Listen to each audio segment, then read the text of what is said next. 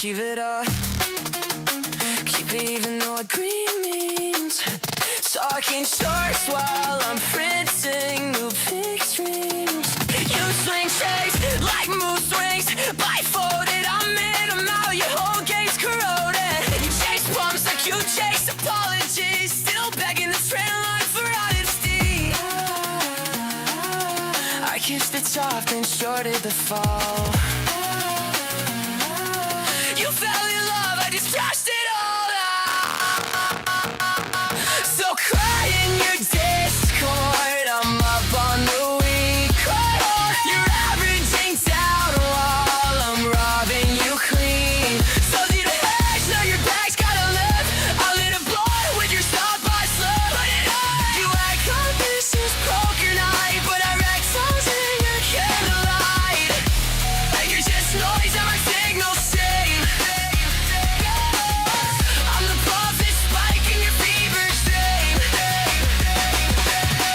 Write a book, you check nice eye. You brought hope, I saw the sky. Your journal last isn't tempting. Well, I wrote code that'll make cash bring. Your guru said I killed him twice. There it is, stops under option strike. You want revenge, then short my rap. I'll break your shoreline, you laugh at the man. So cry in your Discord, I'm up on the week. You're averaging down while I'm robbing you clean. So you the heads, now your bag's gotta live. It's blood to play with your stop my friend. Watch it back. You act like this is poker night, but I read times in your camera right. You're just noise in my signal stream. I'm the prophet spike in your fever dream.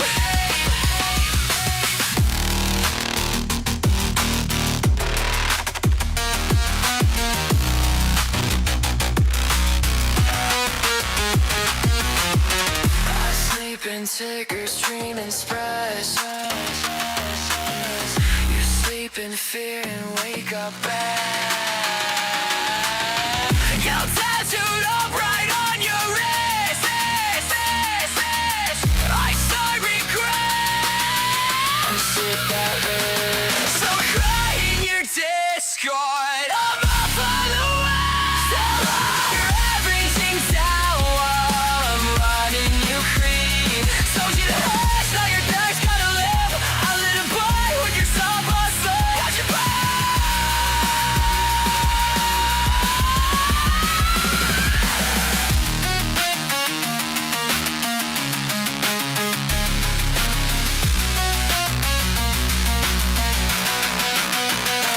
Give it up.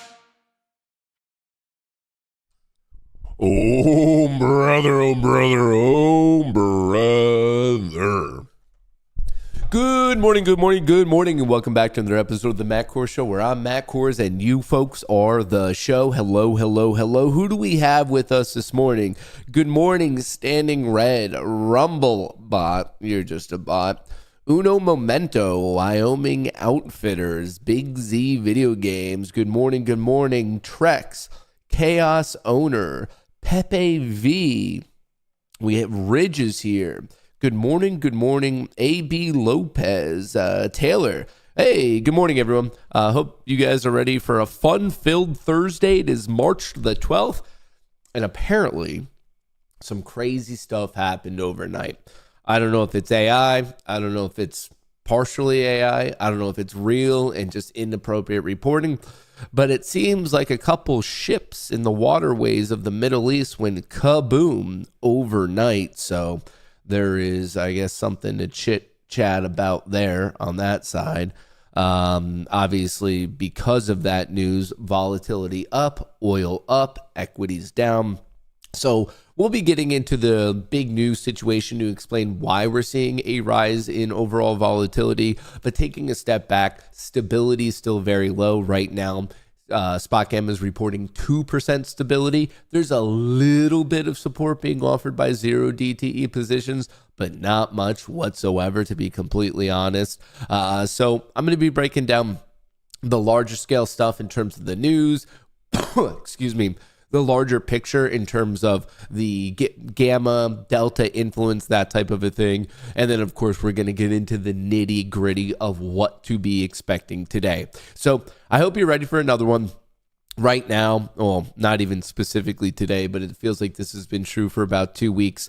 At any given point, we can have real big movements. And if anything, it seems like sometimes these movements are large movements up just to get faded. A lot of fake outs, a lot of whipsaws, lots of big ranges. Not much follow through. Every once in a while, we get surprised with some considerable follow through. Haven't been seeing the most of it. So just your friendly neighborhood reminder that it is okay to size down, really respect your risk, because we're in one of those environments that if you're right, you could be right bigly anyway. So you don't have to be betting the house to get whatever your quote unquote normal profit is. It's very, very acceptable to skip out on trades if you think the risk is way too much. It is very acceptable to size down, even if it's your quote unquote normal setup. Volatility is high. Average true ranges are high. So this is one of those environments where, yes, I guess you could normally argue you should always be protecting your capital, but I would, I guess, put together the idea. I would put forth the concept that really your capital management and really the security of your capital should be absolutely top of mind. So I just want to put that out there before we switch things up and start breaking it down. Let's see if I can hit the right button today. You can see here the top left of your screen, the S&P 500 is below the low of yesterday. So yes, there is an upside gap fill. That's the first thing I want to call out to everyone. If the market were to open right now, the S&P 500 and the NASDAQ would both have upside gap fills. Now remember, we've seen, 3 of these in the past 2 weeks? Excuse me. And they have pretty much all been filled, and maybe not in the most easy manner. Some of them right out of the gate, some of them like a weird hour later. So I just want to put that out on your radar. Look at the lows from yesterday in the S&P 500 and the NASDAQ 100. If we were to open right now, yes, there are upside gap fills on SPY 673.34, on QQQ 605.03, and then if you're looking at SPX, it is 6745.59. So once again, chit-chatting about the lows from yesterday, which would be the upside gap fill. It might be there when the market opens. It might not be. It depends on what's happening in pre-market trading. So obviously we should be paying attention to that. But now let's get into these headlines. Dow futures fall 400 points with oil rising. U.S. not ready to escort tankers through the Strait of Hormuz. So this is where we're at. Once in a while, we find out that the situation's getting worse and everything drops. And then all of a sudden we find out that there's quote unquote nothing else more to bomb. So then we're told that it's over, and then we pop back up, and then we're told that it's going to be only a week. And then we're going to be told it might last 6 weeks. And then we're told that the situation is escalating. And then we're told that the situation is de-escalating. So putting that all together, these are the levels, the technical levels you should be watching today. I think this is a pretty good representation of all the major levels you should be watching for the overall market. Pretty easy to understand, pretty easy to comprehend. And so if you want to put these on your charts for the day, I think you're going to find them to be pretty helpful. Escalating Hormuz crisis raises a specter of prolonged closure. Hopes for quickly reviving the trade through the strait are dimming without U.S. naval escorts as Iran steps up attacks.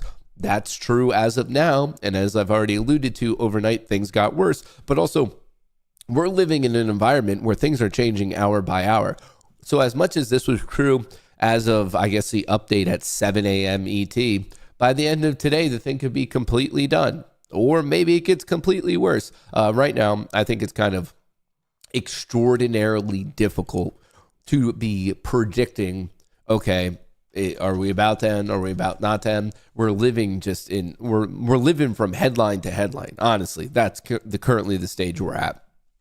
Iran escalates attacks on shipping in Dubai. So you've probably already seen some of the videos or the updates. We can find them if you want. But basically, there's a couple of videos that are going super viral right now of a ship going kaboom overnight, not making anything necessarily better for any of us. Right here, U.S. officials say Iran has laid mines in the Strait of Hormuz. So this was an update from yesterday. Just yesterday, the U.S. said that there was no indication that Iran was laying mines in the Strait of Hormuz. So right there, another example of we're told one thing, and then right away we're told the other thing, and then we go back to the first thing, and then we go to a new third thing, and it's just a giant ping pong match. The mines are being described as the most destructive weapons that the U.S. Navy has faced. So that's what's being reported. Whether it's true or not, well, the market doesn't really seem to care, because based on these updates and then the reversions of the updates, the market in real time is reacting. So it's one of those things where, especially as a day trader, as a scalp trader, you might not be caring that much of, do these updates reflect reality? Because regardless of if they do, they can have a very real impact on price. And obviously it's something that you have to be aware of. So with tensions seemingly not simmering down, I would argue, in fact, going the other way, you might be thinking to yourself, Matt, how is the U.S. government, specifically, how is the Trump administration responding to this rise in tensions? Well, fortunately for all of us, we do have the answer to that question, and it goes something a little like they are shitposting on Twitter, which is, I believe that's in The Art of War. I'm not really sure. Maybe it was something in Napoleon's manifesto, but I believe the great generals of the time have mentioned that one of the best ways to win an overall conflict is when things get worse, start shitposting. Strike to claim it. A strike to claim it. And he got it!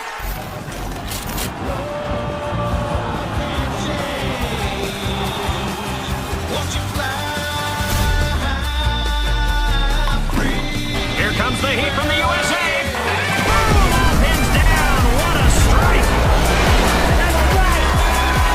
Who do you think you are?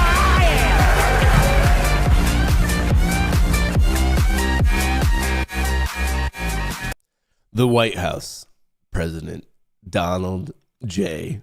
Trump. It's where we're at. We're the Gen Z digital meme team at the White House is burning the midnight oil, nonstop edits of putting together everything they possibly can. And now they hit us with a new bowling meme. And that's from the official White House account. Like I said, I believe it is in The Art of War. Feel free to fact check me on that one. I believe Sun Tzu was the first one to say, when in doubt, shit post on the internet. That's what America was built on. Why would we stop now? On less of a joke, and well, still kind of jokes, but on less of a jokey meme format, here's a recent update from President Trump.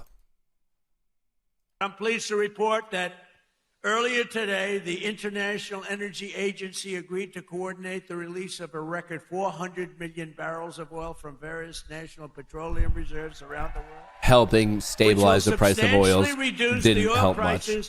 As we end this threat to America and this threat to the world, we don't want to leave early, do we? We got to finish the job, right? I like how the ladies in the sparkle hats are like, we don't want to leave early, as if they have anything to ever do with defending this country. It's super, super easy for everyone to get other people to sign up to fight for the country, especially when you're a middle-aged lady in your own sparkly hat. It's like, yeah, we shouldn't leave. It's like, all right, not seeing you signing up, lady.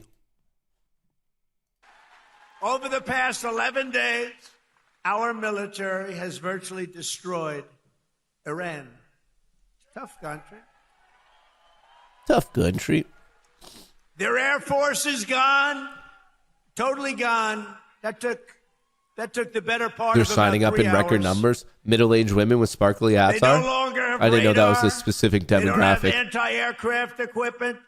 They don't have anything. Their missiles are down 90%. Their drones are down 85%. We're blowing up the factories where they're made left and right. Blowing them to hell. And frankly, nobody has ever seen anything like it. Nobody's ever seen anything like what you're witnessing now, and that can include the original killing of Soleimani and al-Baghdadi, 2 of the worst killers in the world that I did, as well as Operation Midnight Hammer, where we totally obliterated Iran's nuclear potential. We obliterated it. They don't have nuclear potential. They don't And then have it. after midnight hammer, and then we left, we figured that'll be the end of them for a while.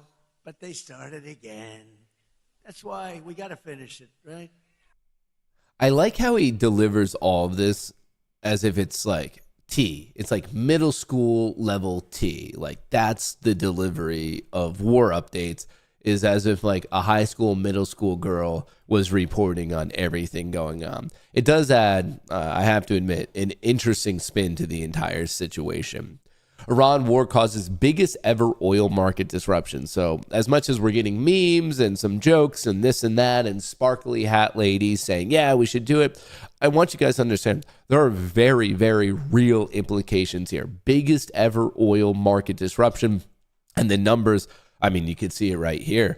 These are the number of ships going through the strait, very important for oil shipping. You can see where we were on average, start of March, and now it's nothing.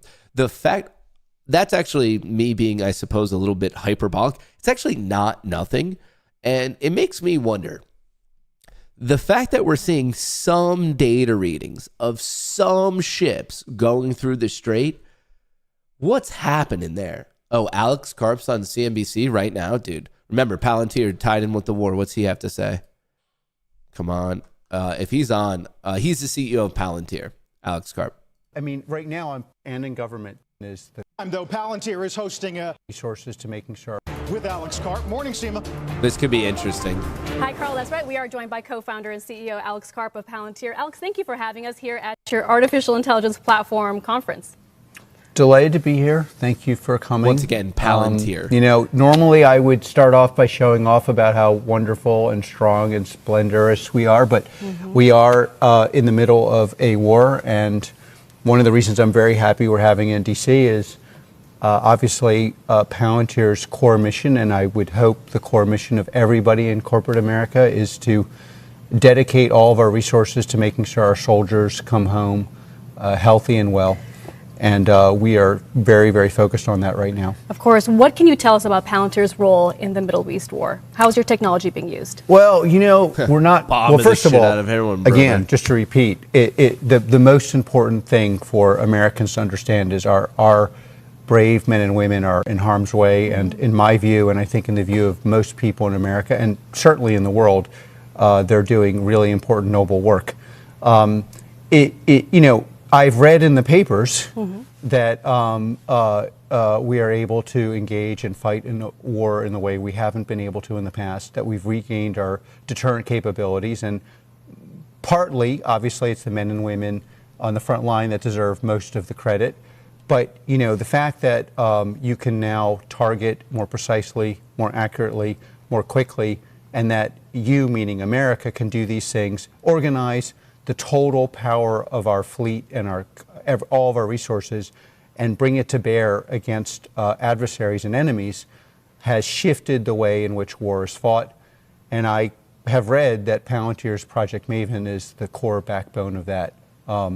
And then I've also read that all the allies, he's looking at the data Arab files and every day. non-Arab in the Middle East, may or may not be users of our platform as well, and that's expanding rapidly. I think the most important thing, leaving aside the heroism of our troops, such which a is the war most important thing, profiteer. is our You gotta love how adversaries and enemies unscrupulous are he is about witnessing it. an ability He's like, to yeah, fight dude, I'm that making they a don't have. shitload of money right now. And they are going to find it very hard to acquire for a couple reasons.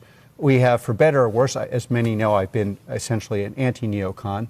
I don't really believe in the wars we fought in the past, but because I this don't one believe I in do. regime change, and that's one of the reasons I'm supportive of this policy that we currently have. But what you want is to have a capacity that no one else can replicate, and America is the center of the AI revolution.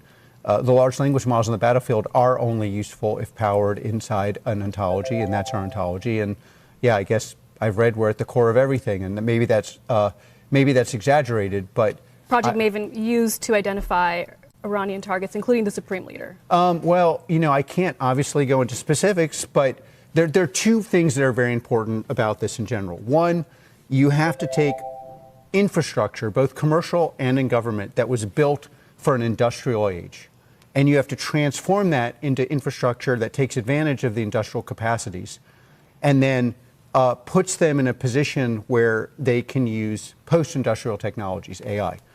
What Palantir's products do in commercial and in government is take latent infrastructure, hospitals, planes, engines, missiles, and allows you to coordinate in a way as if it was built for today, very, very rapidly. And then we layer things on top of it that did not even exist a year ago, like being able to do 1,000 munitions that would have taken 2 years, 5 years ago.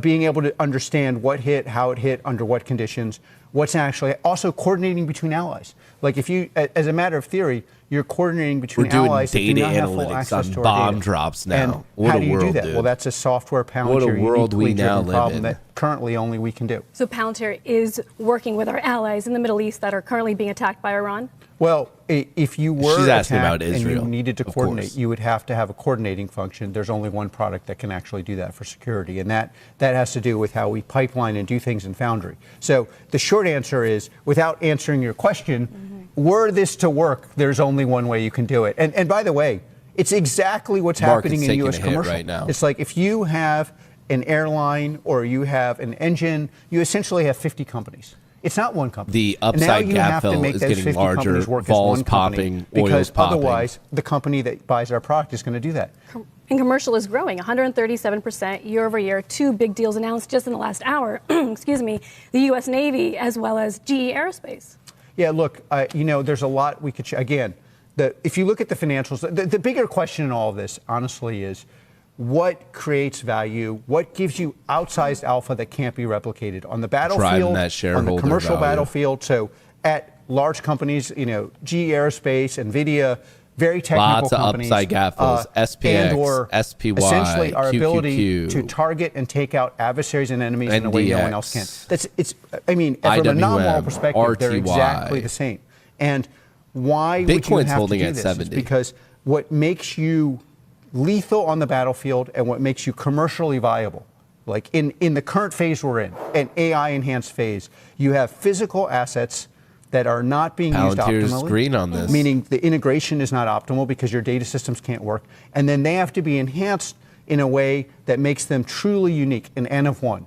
So that what makes America special right now Oil's is our popping, dude. lethal capacities, our ability to fight war. The recent both high because is we've been doing it for 120, 20 years, 119 because we have and meritocracy change. in our You have a military, big breakout and at because 105, we finance it in a way no other psychological country level has, at 100. and because the AI revolution is uniquely American. It's like every company, all the model Market's getting providers clocked. that are relevant, and the ontology that ripping makes it them valuable, to the and the chips that they run extended on hours are low. built in this country. And It's that's happening. It's like, well, yeah, it's obviously happening. And then the question is, what does it mean for society? And those are really big questions because, what does it mean for We're our set job to force? open What does all it the mean way for our down fighting here, force? And a lot of, where my right now, cursor I'm is. 100 as focused as you can be on making sure we're delivering the magical technology to our warfighters. But then, many people are watching this and figuring out, well, where should I invest? It basically comes down to, is this company going to be able to create value in a way no other company can? Can the military create value in a way? Or you're going to have a huge problem, unlike any problem you had in the past, because this is not we all do well kind of world. This is a winner takes all world. On the battlefield, commercial, and that's why the U.S. is positioned this so guy's getting strongly me on jacked Then up, talk dude. to us about He Anthropic. sounds like the use nerdy of this David technology, Goggins. Claude, given that the Department of Defense Winner has blacklisted takes Anthropic. all. Is Palantir still using Claude? We were in the middle of all these discussions, and so both for respect to the Department of War and Dario, I obviously can't go into specifics, but I can tell you first of all what's in the papers. The Department of War is planning to phase out Anthropic. Currently, it's not phased out. Our products are integrated with Anthropic, and in the future, it will probably be integrated with other large language models because of this dispute. The core question, though, is, and where I can give you my opinion, is in this country, on the battlefield, not domestic surveillance. No one believes it, but Palantir is the most important protector of the Fourth Amendment, or Fourth Amendment, meaning the right of privacy in this country, because of the way our product works. And I'm deeply committed to that. And as are most Americans. Though? The Fourth Amendment, in my view, or extrapolation, does not apply to adversaries on the battlefield. On the battlefield, where we are confronting people who want to kill us, and where men and women who are the most noble people in this country, and by the way, the only institution in this country that's widely respected by every demographic. Every demographic in this country respects the U.S. military. They deserve the best and most lethal technology in the world, and we at Palantir are going to make effing sure that they get it. Whether we get it from Anthropic, whether we get it from OpenAI, or we get it from Elon and X, or we get it from NVIDIA or Google, the thing for us is we are committed to the warfighter getting the best technology. And by the way, I'm bifurcating that from domestic issues. I see lots of reasons to restrict these technologies in law enforcement and in other use cases because they are so powerful they can proxy eviscerate, even if they're within the context of the law, the rights that were given to us by a higher being in the First, Second, Fourth, and Fifth Amendments. Okay, so if it's not Claude, there's another option available. Jim Cramer has a question back in studio. Oh, Cramer. Alex, first, thank you for coming on Squawk on the Street. It's always great to see you. Yeah, I'm supposed to look at the camera, but, you know, I'm not a professional, so I'm looking at the camera and don't see you. But, well, yes, we see you. nice to be here. Thank you. In the technological republic, hard power, soft belief, and the future of the West, so autistic. I love between it. companies that are doing things that are exactly what you're talking about. In other words, trying to help the warfighters, and then companies that, frankly, are doing different missions. You divided Google, Amazon, Facebook, shifted their focus from collaboration with the state to the consumer market. Do you think that in this particular war incident that we're having right now, there's been a uniting, and that these companies are helping the president to try to win this war? Look, there's been a major, thank you for the question. There's been a huge shift in Silicon Valley. When we started Palantir, we couldn't get funding.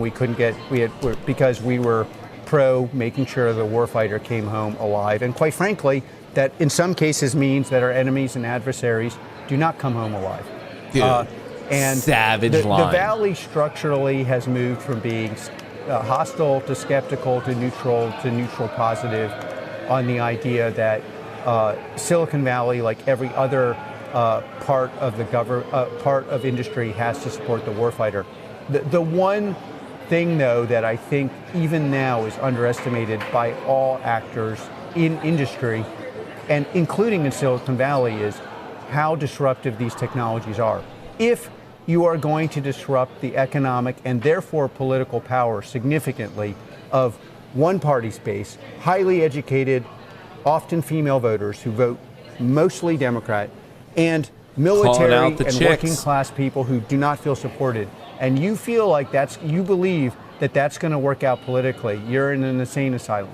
Like, that you cannot have it. This technology disrupts humanity's trained, largely Democratic voters, and makes their economic power less, and increases the economic power of vocationally trained, happy working birthday, class, someone. often male. Yeah, let's get some happy voters. birthdays for that person in the background. And so these disruptions are going to disrupt every aspect of our society.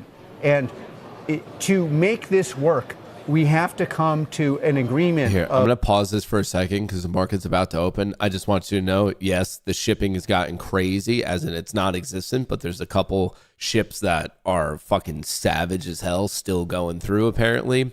U.S. starts trade probe into China, EU, and Trump's tariffs revival. So as much as we have craziness in Iran, remember, we're still in the middle of a trade war. Breaking, U.S. Trade Representative says the EU has done approximately 0% of what they agreed to in the U.S.-EU trade deal. It appears trade tensions between the U.S. and EU are rising again behind the scenes. So I just want to put that out there, not to, I guess, piss on anyone's parade, but other situations are not so hot. With respect to today specifically, initial jobless claims came in at expectation, and at 1 p.m. today, we do have the 30-year bond auction. If you haven't signed up for the newsletter, please do. It is 100% free, mattkohrs.locals.com. It's in the description of the video. You know what I'm going to give you, all this good stuff, but here we are Thursday, Over the past 27 years worth of information, this day, from a seasonal perspective, does slightly favor the bears. The bulls win it more often, but when the bears win it, they win it with much greater size. And here's a look at the hypothetical equity curve. If you bought at open, sold at close on the S&P 500 futures market, you would be net down, as in you'd be up 15K if you were bearish on this day.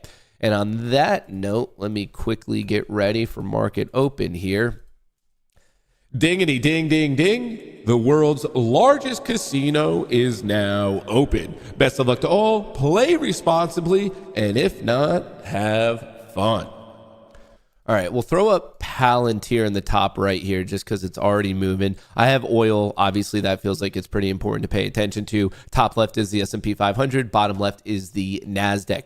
Starting the day off, 5-minute, 10-minute, 30-minute are all bearish. Momentum is bearish, and actually so is the 4-hour. This is all for the S&P 500. Looking at the NASDAQ, the 5-minute, the 10-minute, the 30-minute is all bearish, and the 4-hour try to retest, but it's actually still breaking bearish. So momentum across the board out of the gate. Now, is this a guarantee we hold all day like this? No, God, no. But I'm just saying right now, the S&P 500 momentum and the NASDAQ price momentum is all bearish. Looking at the overall structure, yes, there is an upside gap fill that I think we should all be paying attention to. It is to 6745.59. As I already said, yes, there are upside gap fills. Those are high odds plays. But overall, the structure does have lower highs and lower lows. So please be mindful of that. But you can see the upside gap fill on the SPY and the Qs and all that good jazz right now, even on the Russell. Bitcoin actually holding on somewhat decently. And then excuse me, dude. I have such a weird dry throat cough right now. I cannot shake it for the life of me. My apologies. Anyway, dude, another weird misprint. So right now the intraday high is 6726, but then if you look at the daily, it shows 6740. I noticed this data issue a couple Tuesday of last week where it cost me a lot of money because I was running a system on the daily chart and it said that the upside gap fill had already happened. And then if you looked at the intraday, it clearly did not happen. And this is another example of that right here. The intraday high, you could see it on the top of my screen, 6726. That is the intraday high. And then yet, if you look at the daily chart, once again, the high, it is showing 6740. So a mismatch. The daily chart right here, this is wrong. And the intraday chart is the correct one. And you could even see it on the minute chart. But I noticed that, like I said, last Tuesday, it cost me a bunch of money because I had a system that posted and it is only supposed to fire after the gap fill. But it showed that the gap was filled when in reality it wasn't, and it cost me like $25,000. So that was a huge pain in the ass. So I just want to call that out, that if you're looking at the daily chart, you might be seeing something that's a little bit incorrect, and then the truth will reveal itself if you look at the intraday chart. So just want to call that out. Right now, we're just below the halfway point of the overnight session in NQ. If you're looking for those highs and lows, we're talking about 950 all the way down to basically 700. So some interesting levels to watch there. First minute up, second minute down, third minute finding a bottom, fourth minute popping a little bit. I'm not going to be rushing anything out of the gate. Let's look at flow here. And then I do need to do a quick little update in the Discord and give those guys my thoughts on the day. My thoughts on the day. Let me get this up. All right. There's the flow thus far. The Mag 7 slightly down. The S&P 500 just flat, but we only have 3 minutes worth of data. I don't find too much utility out of such a short time frame. So we could watch the market open. I'm trying to do my best to be patient. I don't really want to be rushing any trades. Let me see if we could get a little bit of music popping off for us right here.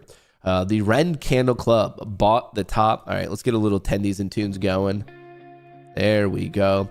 All right, hang on 1 second. I just need to put something into the Discord.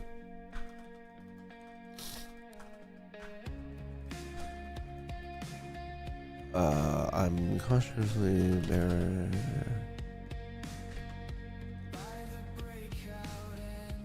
I won't be rushing anything. I'm cautiously...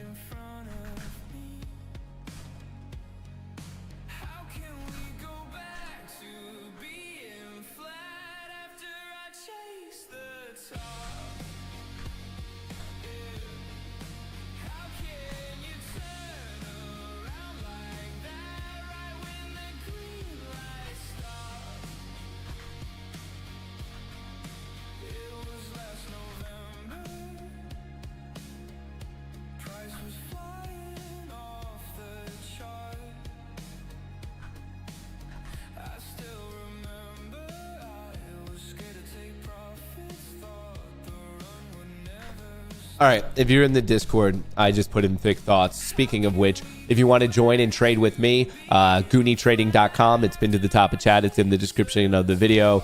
You get daily market analysis, live trading if I'm in a position after the stream, a full-on trading community, and lots of previously filmed education and breakdown. A lot of stats, math, like really trying to approach the math in a purely data-driven apparatus. So if that sounds interesting to you, GoonieTrading.com. If you have any questions, comments, or concerns, come to the contact page, GoonieTrading.com/contact. Just give me your information. It comes to me directly, not an AI bot, not a random person I pay. It comes directly to me. So once again, any questions, comments, or concerns, reach out to me. You might be thinking, is it worth it? Well, my one trade alone yesterday paid for 2 years of the service. The way I think you should think of it is, do you get more value being in here than not being in here? And literally in one day, if you understood the trade, it was an SPX call credit spread. So if you understand the credit spreads, the system, and my reasoning behind it, and you're like, okay, cool, I get the odds that Matt's playing, that one trade, one day, one trading day would have paid for your ticket to be in there for 2 entire years. So you could have been with me for the next 24 months for basically absolutely free, because this one trade would have paid for it. So here's proof. Piper fired off at 11:15. I ended up taking the trade at 11:16. I hope I'm not blocking that right here. 11:16. I got out at 1:30. I sold 20 call credit spreads at $1.30. Bought them back at 30 cents. That's 100 each. I had 20 of them. That's the 2K. So just to show you, yes, I know on stream a lot of the times it's futures trading, but I'm also behind the scenes also doing a decent amount of options trading. So right there, you could have been trading with me for the next 2 entire years for absolutely free if you agreed with that trade and understood the math of the situation. So once again, if you're interested, GoonieTrading.com. And we are having a little bit of a boring opening in all reality. A little bit of a boring opening, if you ask me. Update. So the 7 PVs are my FFN accounts. I did pass 3 more evals on them yesterday. So I restarted with the 150K, because when you pass the eval and go to the funded account, you restart. So passed those evals yesterday, funded. Right here, FTD, these are the Tradeify accounts. I passed those evals yesterday. So these are 5 new funded accounts. My Lucids are cooking. These have been funded for a minute. And I even passed the eval at Legends Trading. So this is a funded account. So as of today, the 12th, 1, 2, 3, 4, 5, 6, 7, 8, 9. 9 new funded accounts. Passing the evals, all getting funded today. And then starting next week, I'll have brand new funded TPT accounts as well. Once again, already passing the eval, just waiting for enough days to pass where I could actually trade those funded accounts. So 9 brand new funded accounts, and that's to add to the 1, 2, 3, 4, 5. 1, 2, 3, 4, 5. So I already have 10 funded. So right now on the screen, there is 19 funded accounts. There are no evals on the screen whatsoever. 19 funded accounts.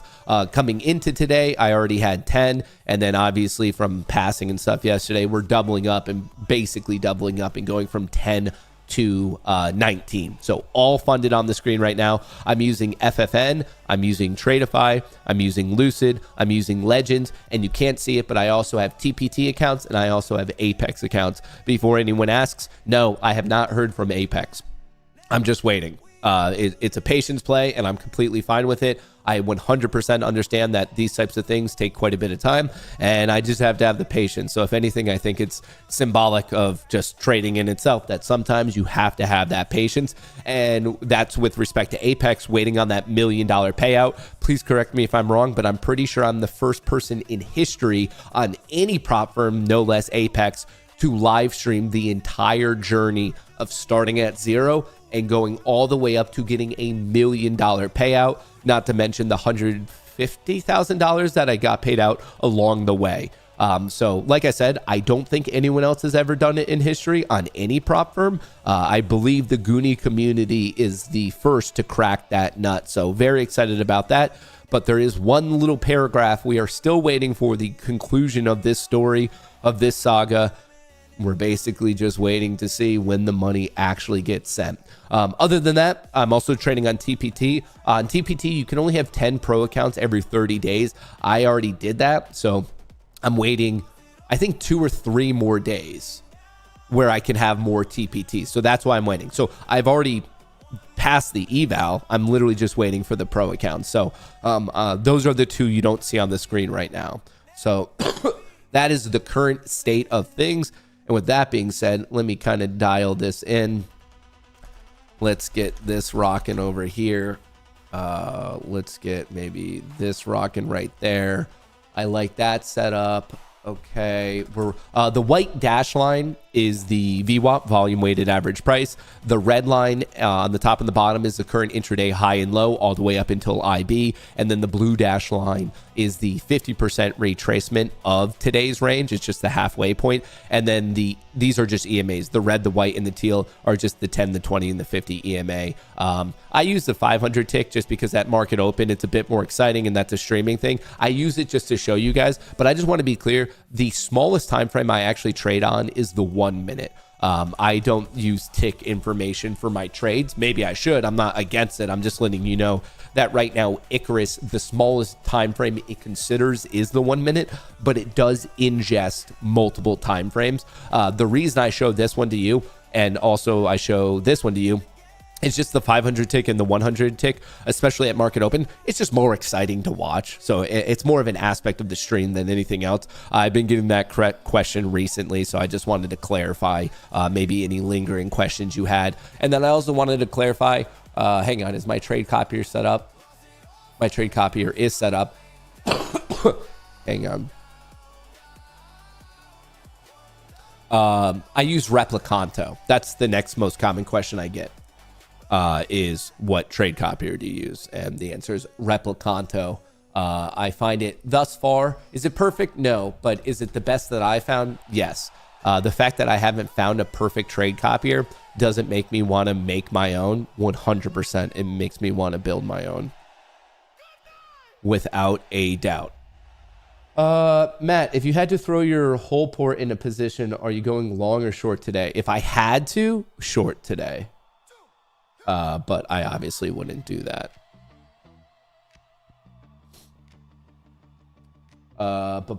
Congrats on the million. I appreciate that. We're almost there. So from a trading perspective, I'm really happy I achieved that goal, but the final thing is actually getting the money. So I'm just waiting on that one.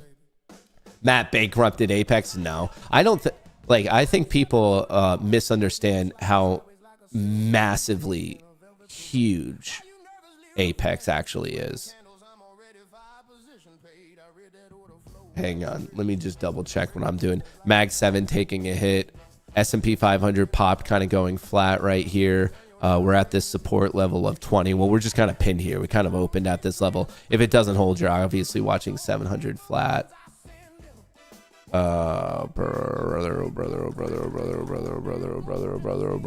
Brother. Oh, I kind of wish I had this fill at 85. This little, we broke, we pop. I'm watching this 50% retracement, or I'm at least attempting to watch it as closely as I can.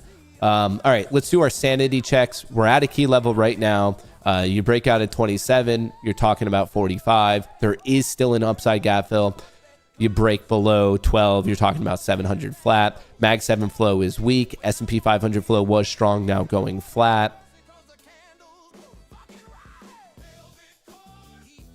What was this spike? What time is it? It's 9:44. 1 minute. Momentum is to the south. Do I want to take a stab at it? I'm worried about the 10 a.m. reversals, but we do have 15 minutes to go. Order submitted. I'll take a stab at it. Order filled. Just one contract. I'm not trying to do anything too crazy today. Especially, it's not so early. I mean, I did wait 15 minutes here, and I am trading with trend. The one thing that's sticking out in my mind is I'm not seeing the most weakness in the S&P 500. I'm starting to see a little bit of weakness there, but it could bounce off of 13 and go back to 20, and I wouldn't necessarily like that. So I need this to snap right here at 13, and then I'm looking for it to fall all the way to 700, I'm going to set an alert at 701 just in case I'm missing it. So alert set, and I'm going to set a second alert at 700 flat because there's a very, very good chance that a large amount of buyers step in here, and there's a good chance that a large amount of shorts decide to take their short-term profits right at this level. So I'm watching 700 flat. My position is already looking good. We're making it a free trade. That's how you do it, folks. That's how you do it, folks. That's how you do it.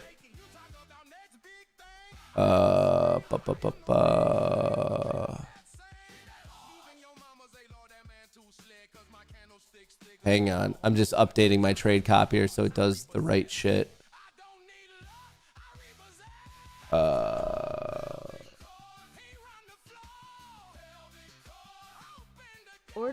All right, so on my Lucid accounts, I do need to trade these accounts separately just because Lucid, I'm basically just going for 250 a day. That's 1,155. So just on the Lucids, the ones that I'm very close to getting another payout on, I'm trying to lock these in at 705. The other ones, I have a little bit more room to run, so the stop's just at break even. So I took the same entry on all these accounts, and shit, that got really close.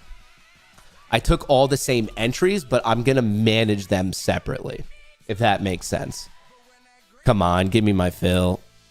Give me my fill. Oh, brother. Come on, give me the fill. I'm not even being greedy and looking for 700 flat. I'm front running it by 5 points. Come on. Come on.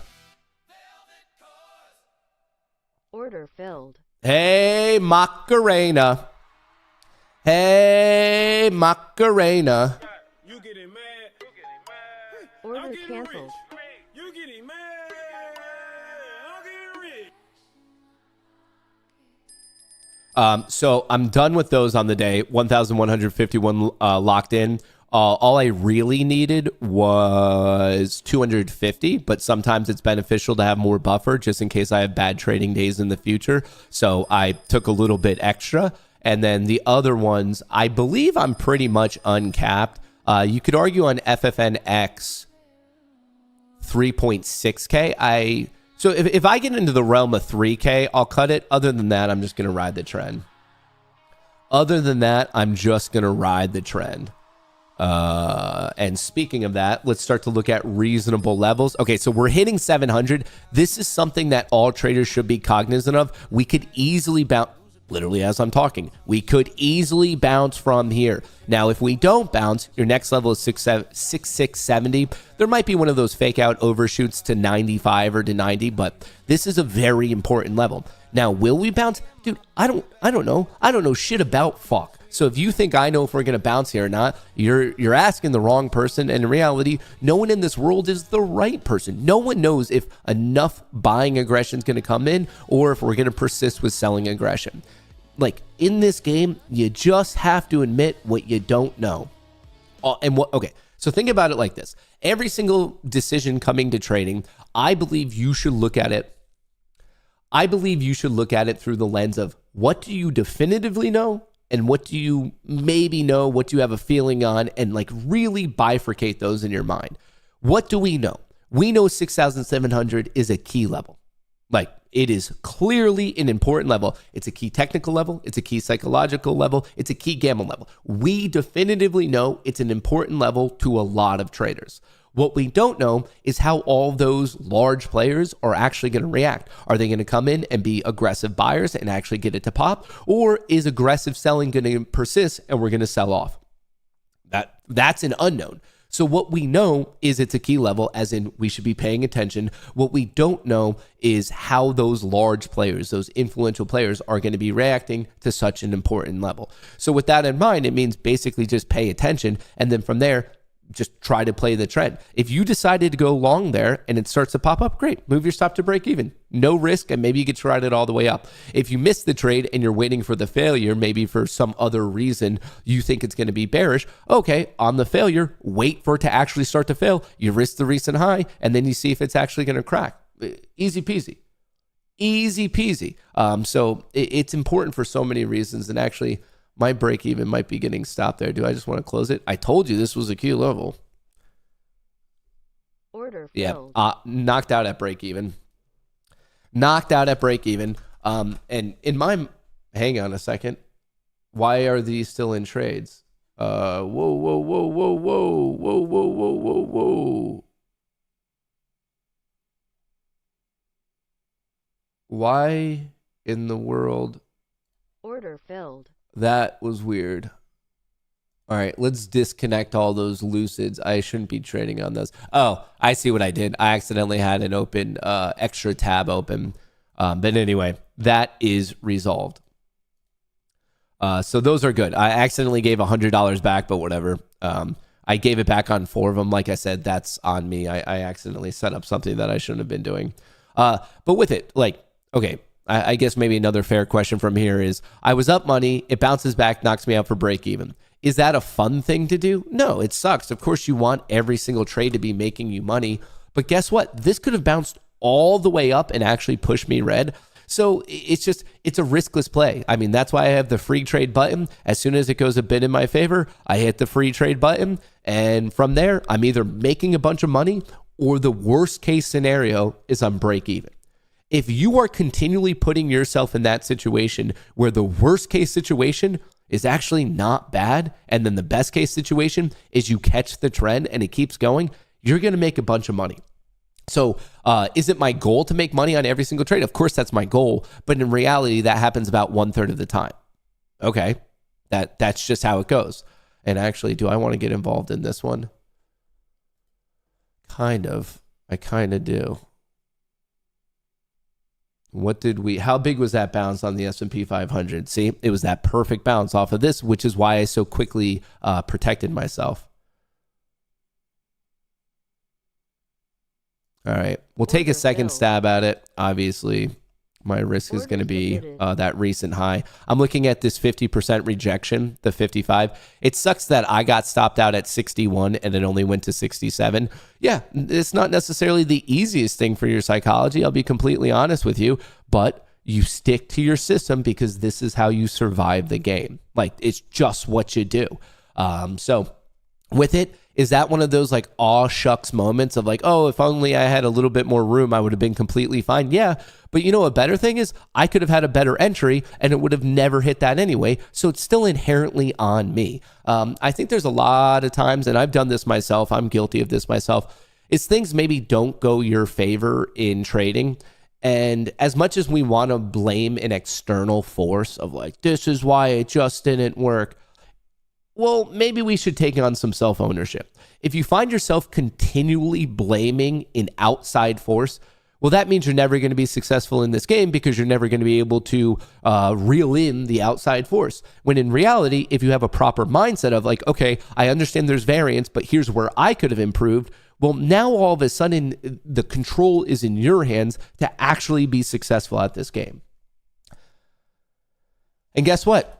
Another free trade. Will this one work? I have no idea. The first one didn't work. I got knocked out for break even. The second one, it's live. Maybe it bounces right here and knocks me out, or maybe it vomits and I make a bunch of money. I have no clue. I'm fishing. Folks, it might not look like it. Maybe I look like I'm Mr. Rogers because I'm in this beautiful fucking cardigan that makes me a sex symbol. But in reality, I'm nothing more than a fisherman. I'm nothing more than just a run-of-the-mill fisherman looking for my fucking Moby Dick. You know, they call me Ahab for a reason. We're just looking for Moby Dick, folks. So true. If you have trouble in trading, the problem is you. If you have a problem in life, you're the fucking problem. This idea, I don't know what happened in let's say past 2010, especially past 2020, this fucking Karen ass like participation trophy of, oh, you're never doing wrong and it's some other thing. Are you fat? It's not because of you. It's because of fucking whatever. Do you suck at school? No, you're not as dumb as a box of fucking rocks. It's because of the education system. It's always this concept of blaming other people. blaming something else that's out of your control. And I honestly think it's one of the saddest fucking things ever, because if you're always blaming something out of your control, that inherently means you can never fix it.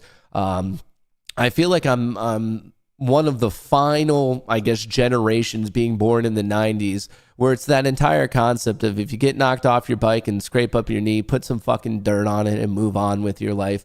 But the 80s and 90s, who are now parents, and the new age, it's all this fucking whining and complaining, and like it's kind of taking ownership out of the kids' hands. Like, it's always the teacher's fault. It's always the coach's fault. For traders, it's always the market's fault. Like, there's such a lack of fucking ownership in these decision makings. Folks, if you're fucking stupid, it's on you. Go read a goddamn book. If you're fat, it's fucking on you. Go hit the goddamn gym. Get the donuts out of your mouth. Do you suck at trading? It's not the market's fault. It's your fucking fault. Be a better trader. Study more. Do some fucking research. Like, I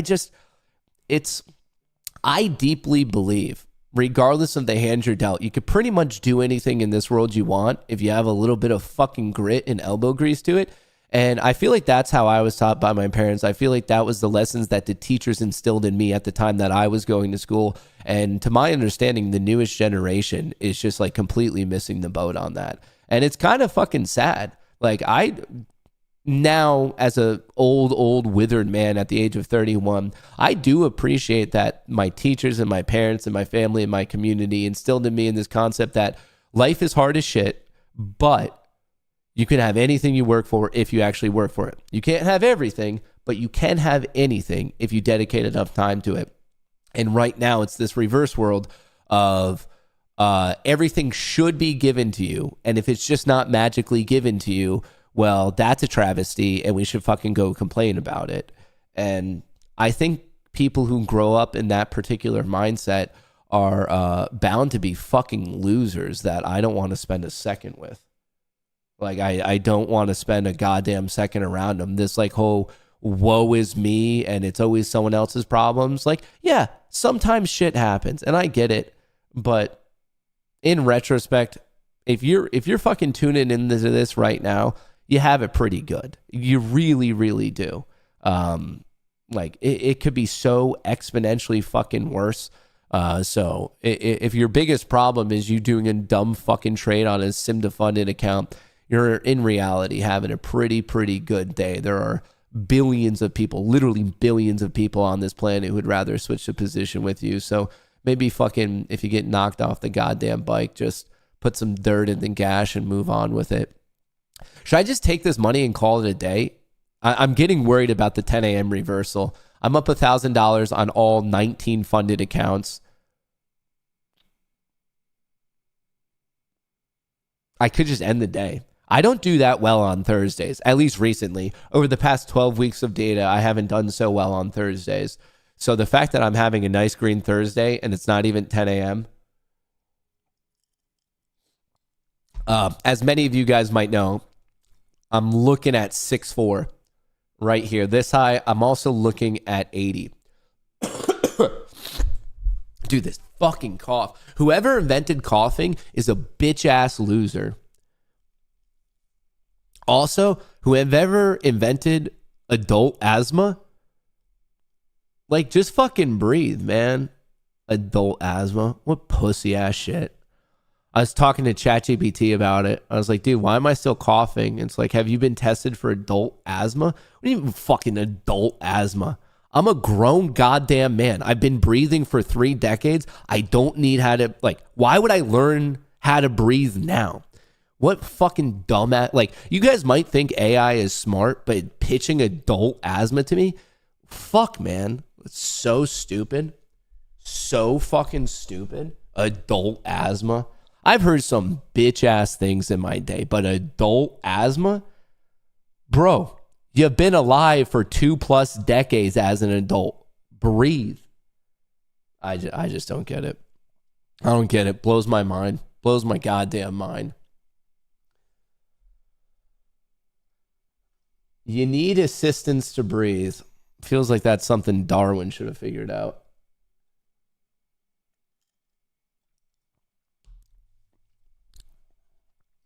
Honestly, that it's not on the top of the list of things that I don't believe, but it's up there. Adult asthma, that's crazy. Shit.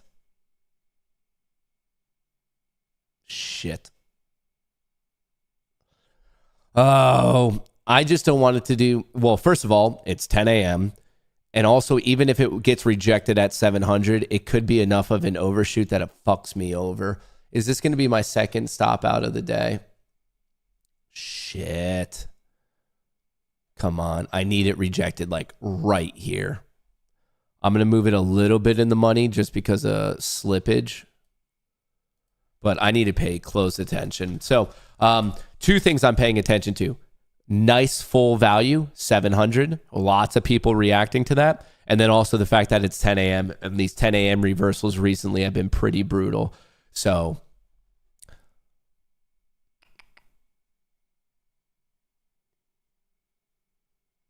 come on. Shit. Second one of the day. Dude. Order filled. I'm just locking in a little bit just so I can have buffer. If there's weakness again, I will short it again. It's just I wanted to have a little bit to show for my effort. And then on these ones, locking in 250 is kind of important because some of these accounts count 250 as a win. So the fact that I'm at 200, I like that. But I just wanted to get out of it just in case. I mean, it could be a bounce all the way up to 32. I don't want to go up $1,000 just to go down 300. So if it's a full-on reversal, I got out of the way with some money. If it is not and we get rejected, guess what? There's no pattern day trading when it comes to futures. So even though I'm green, I do count this as a second scalp trade or a second scalp break-even trade, I suppose. So thus far, just not for two on day. I didn't lose anything. I guess I made a little bit of a scalp, but I was looking for a larger push to the downside right here. But look, it overshot the 700 and it bounced. And just in case buyers legitimately come in, why I'm being so, I suppose, paranoid is not only have we been seeing these 10 a.m. reversals, but there's still the upside gap fill. So you might be saying, Matt, this is weak. Just hold on to it. Well, hang on. Let's really think about that. We're seemingly, as of now, bouncing off of 700. And if we do go, even if it's a weak day, we could easily go up to 45 and then puke from there. And I don't want to be holding my position through that. So for me, why not just get out, keep it safe? I'm seeing a little bit of green. And even though I have this bearish bias, I can always represent that again because there's no pattern day trading, especially in the world of sim defunded. So for me, I took a stab at it. It didn't do what I wanted it to do. And hey, that's all right. It didn't break down. What I was looking for was the fact that it was retesting here on the second time. I was looking for the puke all the way down to 670. That was the big gain I was looking for. We just got nowhere close. And I was able to sidestep the situation with pretty, well, not unscathed, but I actually made a little bit of money. So, hey, I'm not going to complain at all. It didn't play out how I wanted it to. I protected myself. That's what trading is. You don't want to hold on to these trades if like the shit's actually legitimately going against you. Mag 7 did puke, a little bit of a pop. Surprise, surprise, at 10 a.m. Literally exactly what I predicted, guys, where I was like, I got to be careful of these 10 a.m. reversals. Guess what we're seeing? We're seeing another fucking 10 a.m. reversal. I took a stab at it just in case there wasn't a 10 a.m. reversal, but there was. And you have to be able to admit when you're wrong, and I was wrong on that one. We didn't get to follow through. Boo-hoo. Life, sometimes that's just life. Sometimes that is life. So I'm going to wait. I'm going to be patient. Momentum, 5-minute, 10-minute, 30-minute, 4-hour is all still bearish. Looking at the NASDAQ, 5-minute, 10-minute, 30-minute, 4-hour is all still bearish. It just, right now, we're getting a little bit of a bounce, and this is what we have. Like I said, if you want to trade with me, GoonieTrading.com, and shout out to Lucid. They are the partner of today's show. Lucid are those accounts that I closed out right here. Lucid. If I trade well tomorrow, I can request another $6,000. I did it last Friday, and hopefully if I trade well today and tomorrow, but technically I already locked in the profit goal on those today. So all I have to do is trade well tomorrow, and I could get another $6,000 payout. I did this last Friday, March 6th. They have a 5 trading day cycle. So hopefully I can hit that. I'll be requesting on 2 of the accounts. And then on Monday, if I trade well again, I can request another $9,000. And what's so cool about Lucid is you can get your payouts within like 3 minutes. It's the coolest fucking thing ever. I requested at 5:33. I got the money at 5:36. So Lucid, I'm a big fan. This is my first real month with them. Like I said, use code Goonie and you can get 40% off. So check that out. Check that out. All right, we're at that 50% retracement. And VWAP's up here. So those are the two levels I'm looking for to see if some of these dip buyers are going to be doing something. 50% retracement at 733. 788 is VWAP. 788 is VWAP.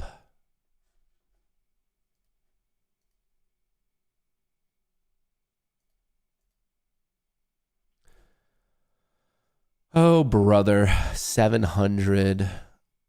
Oh, brother, oh, brother, oh, brother. That would have been a pretty decent short at 32. The most heat you would have taken is 15 points. That's not too bad. We're right back at this $100 level. Okay, so 631 on NQ is the overnight low. Or, excuse me, the intraday low, which... Damn, 695 was the overnight low. Interesting. Interesting.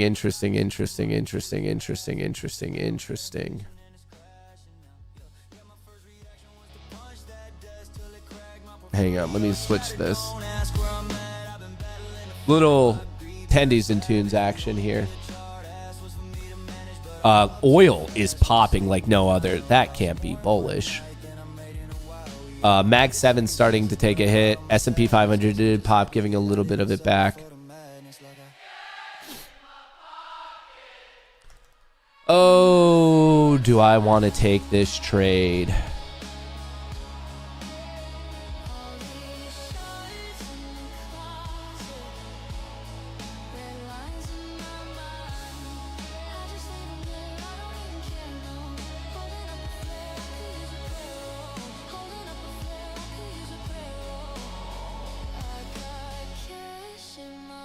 Oh, do I like this trade? Is anyone else playing this rejection, or are you playing the recovery?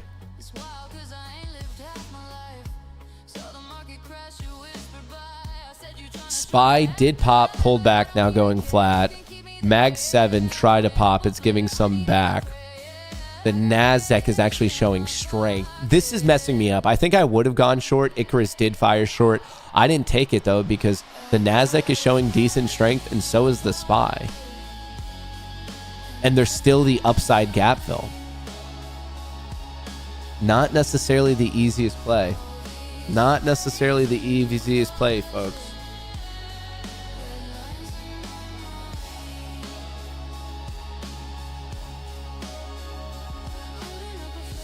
Maybe we need a little bit more patience today. Maybe we need a little bit more patience. I almost went short, but then checking the options flow talked me out of it. I almost took it. But the NASDAQ was too strong. The Mag 7 wasn't weak enough. And then the S&P 500 was actually a little too strong. But here, there's the NASDAQ. There's the SPY. If it shows some weakness, I'd be interested. I keep looking over here to see if Icarus fires again.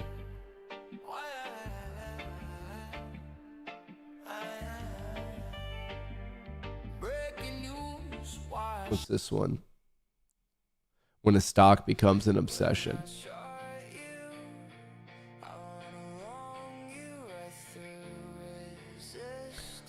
Very quickly, momentum check, 5 minute, 10 minute, 30 minute, 4 hour, all bearish. NASDAQ, 5 minute, 10 minute, 30 minute, 4 hour, all bearish. Looking at flow, NASDAQ actually had a pop. SPY also had a pop. We're closer to the intraday high than we are low. 720 is a key level right here, positive gamma node. And then from there, 50. 15 is actually becoming kind of important.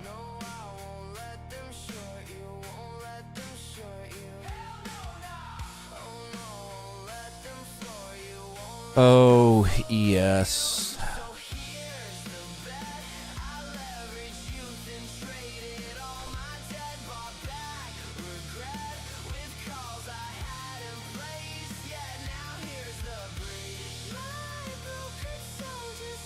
We're at 700 again.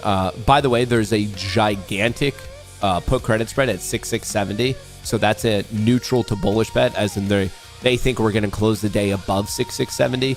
There's another positive gamma node at 6650. So the 70 to 50 area on SPX is a pretty interesting zone of support. 6670 to 6650.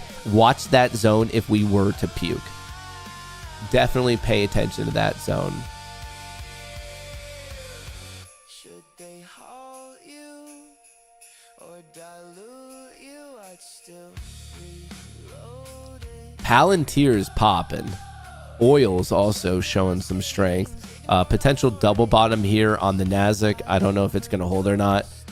It seems random on QQQ. It's 675, but it does perfectly align with 700 on the NQ. It keeps pushing here. Oh, what's it going to do? What's it going to do?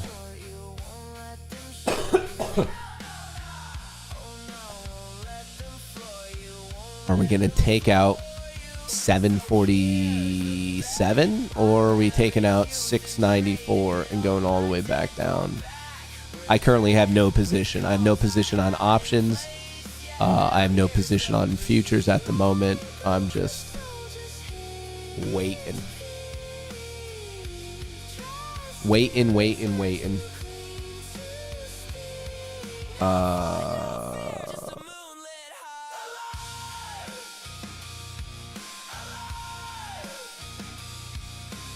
Where was that one song that I really like? I'm trying to find on this playlist. I forget where it was.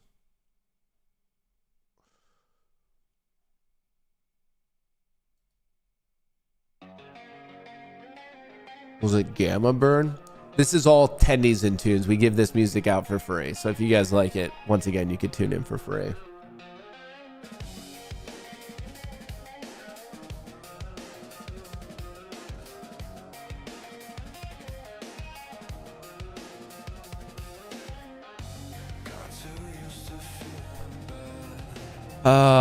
Well, 10 a.m. gave us that little pop just to now do nothing.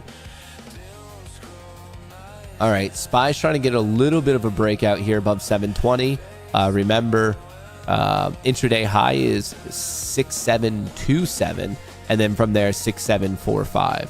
So you do have about 20 points, 18, 19, 20 points of upside of the intraday breakout to the upside gap fill.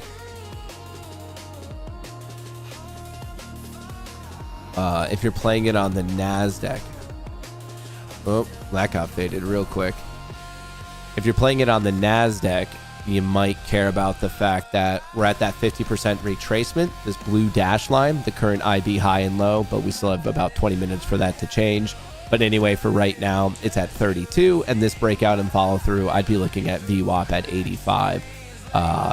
So about 30 points there. That's about $600 per contract.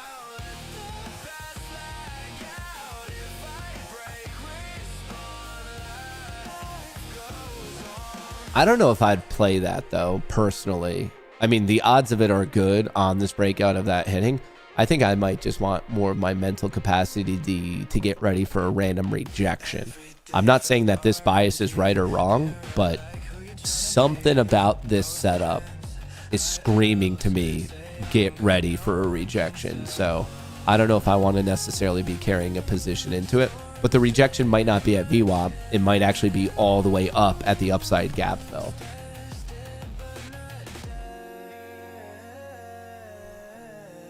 So, patience. I don't have to trade today anymore. I mean, I did already make money, which is nice.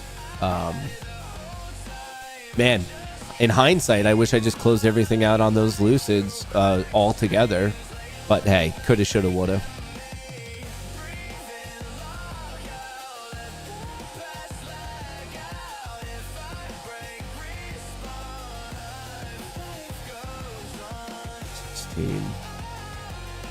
On the Apex Legacy account, can you continue requesting higher than 2K payouts after 6 payouts as long as you don't blow the account, or do they eventually kill the Legacy? To my understanding, as long as you have a legacy account, it'll stay a legacy. But you still might get moved to live because that could happen even with the legacy account. Palantir is ripping, but Apple is tanking. You're saying that in a way as if they're correlated, but those aren't correlated equities. The business of Palantir is very different than the business of Apple.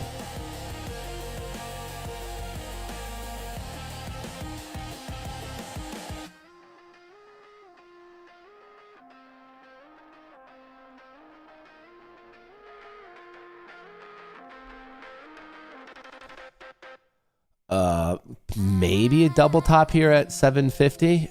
We hit it at 1004. We just hit it again at 1015. The previous high was 67, and that was at 950. Man, I can't believe this one got stopped out for break even. It just barely overshot it. I went short here at 944, rode it all the way down, locked in the lucids, and the pop was just enough to knock me out. And then I got in again, and same thing. That one, I actually front ran that one. All right, I'm just waiting for a move, folks. I'm not going to just randomly trade. There could be a rejection here, I guess, theoretically. It looks like... Jamming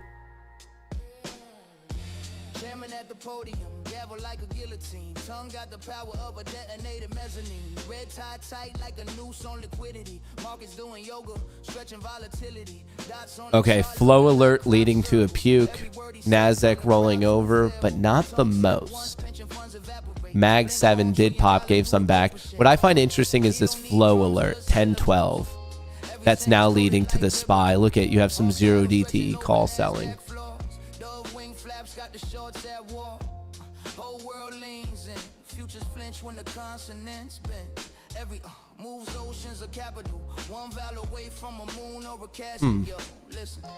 Puts are being locked in though as well simultaneously. So I see the calls getting sold, but I also see puts getting sold. Lots of selling.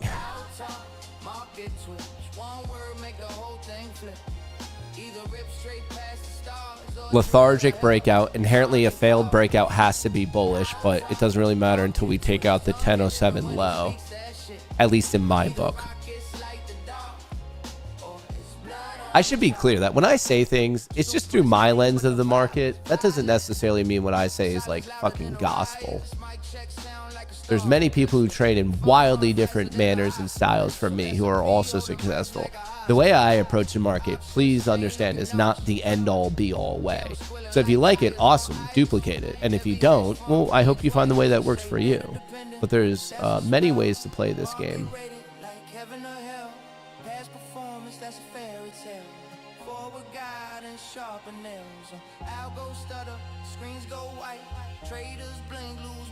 Order filled.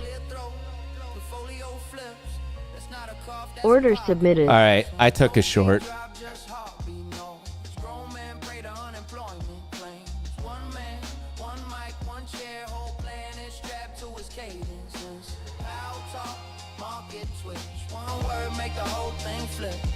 Either rip straight past the stars or drill to hell.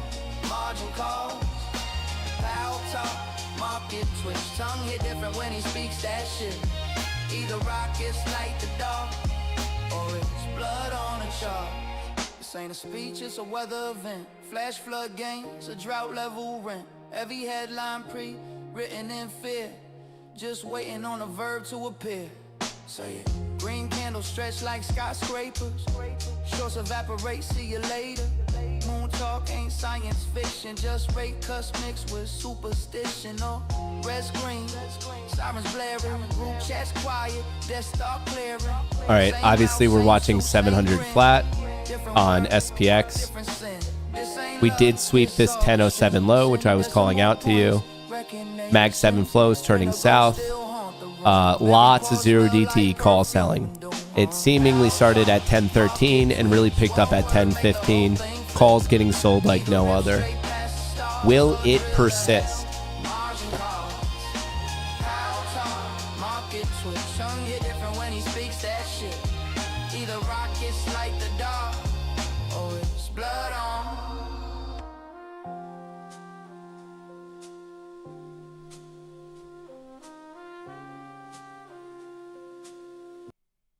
Where's that one song that I really like? Where's the one? Videos.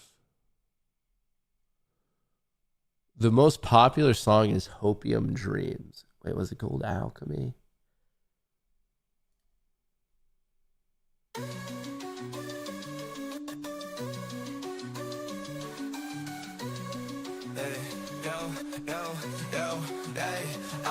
Golden chalice, I'm a mage with the balance, dripping with the power like my aura hit a talent, puffing up the planet, make the stars move erratic, bitch I'm on a different plane, my brain holographic, speaking in tongues, no spell, just static. Do I just want to go break even and just make it another freebie trade? It sucks because if it hits 700, it could easily hit 701. I wish I had like a slightly better fill at like 707, 708.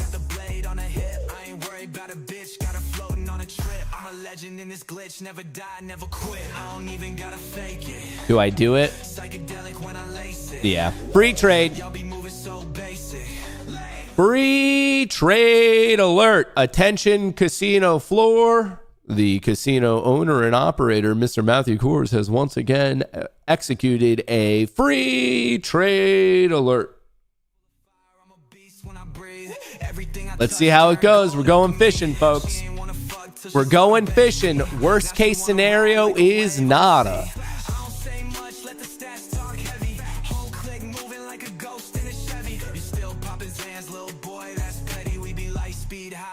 Think you ready? Hey, let the bass hit, face get lifted. Mind so twisted, I feel cryptic. World so fake, but my soul so mystic. Fuck a critic, I don't need no witness. I don't even gotta fake it. That's a bummer. How many break-even trades can I do today? Getting awfully close.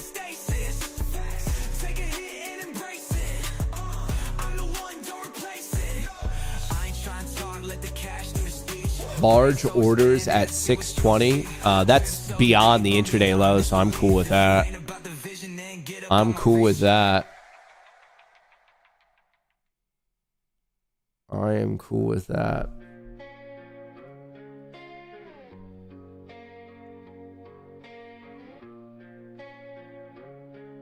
I don't know, man. How many times am I going to let the accounts go up $1,000 today just for it to come back?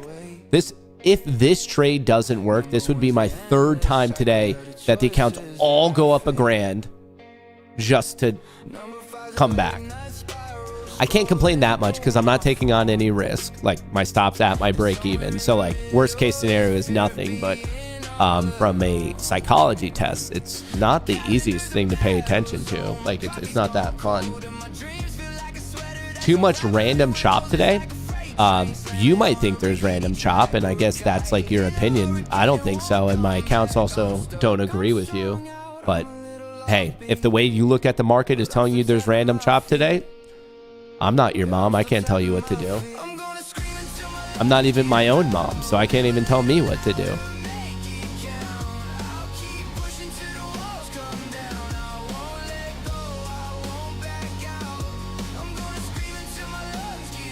Take 650 if you can get it. Why? What's special about 650?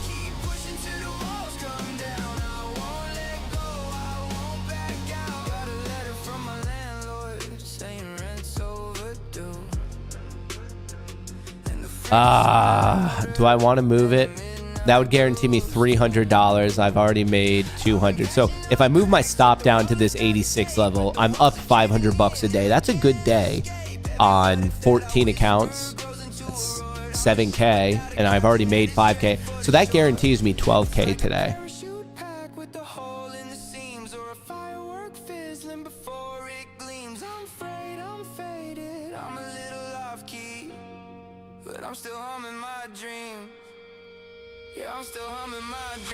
Spy's picking up a little bit there. Mag 7 was picking up a little bit, took a tiny hit. NASDAQ did pop, gave it back, now going flat. We're right above 700. Buyers could easily be stepping in right here. Easily. Fuck, dude. Again. Order filled. Another break-even trade. So didn't cost me anything. Why is one of them still in? What?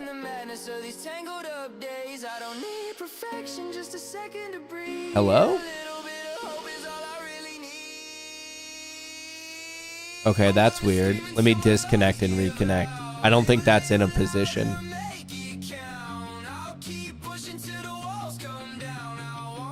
Let's do the old disconnect and reconnect strategy. Wish we got the gap fill? Yeah, I would more confidently be holding these shorts. There we go. That fixed it. I would be more confidently holding these shorts if we didn't. But you got to play with the situation you are being given. Yeah, another perfect stop out. Like, fuck my life today.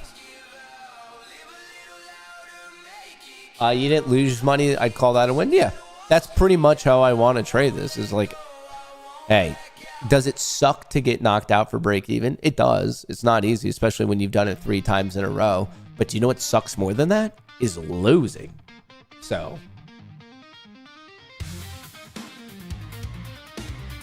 that's a fucking bummer.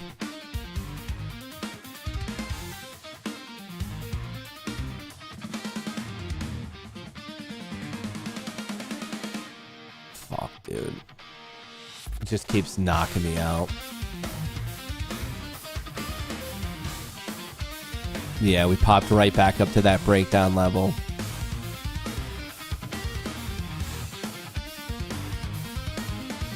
Bearish, bearish, bearish, bearish. Bearish, bearish, bearish, bearish.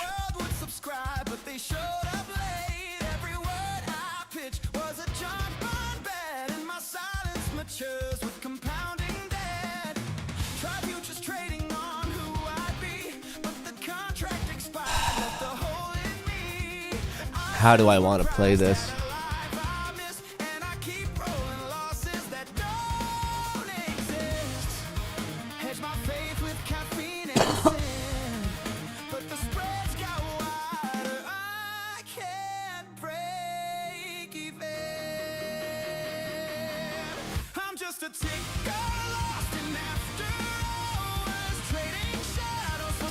I'm torn, folks.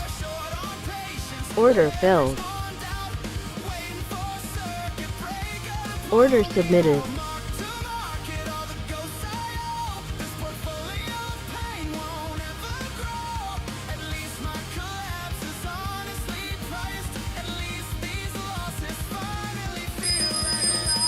Can I... The real question here is, can I possibly do 4 break-even stop-outs in a day? Can we set a new world record for getting stopped out at break-even? Is that like what's in my destiny today? Is it foretold in the stars that I will be breaking records for the amount of break-even stop-outs in one day? Might be, folks. It might be. The reason why I got back in is because I saw this pop fail. Was it unfortunate that it knocked me out? Yeah, it's fucking unfortunate, but that's trading. I'd rather protect my accounts than take on undue risk, because I've done that in the past and it doesn't end well. Once in a while it worked for you, but in the long, no. No. What the fuck?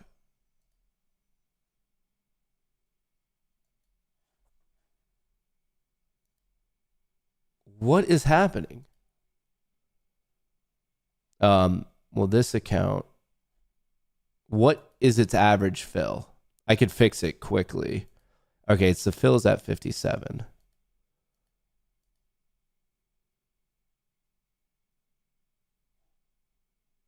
That's not bad. That's only a 10-point difference. Well, that's a much larger difference.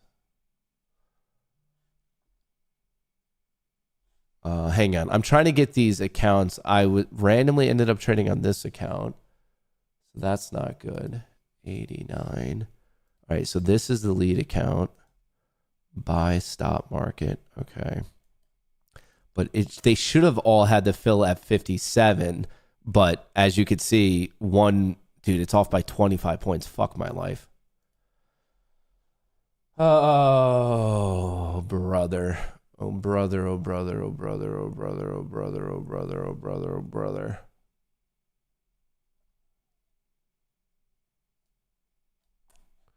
All right, I see a lot of buyers at 605 and 600.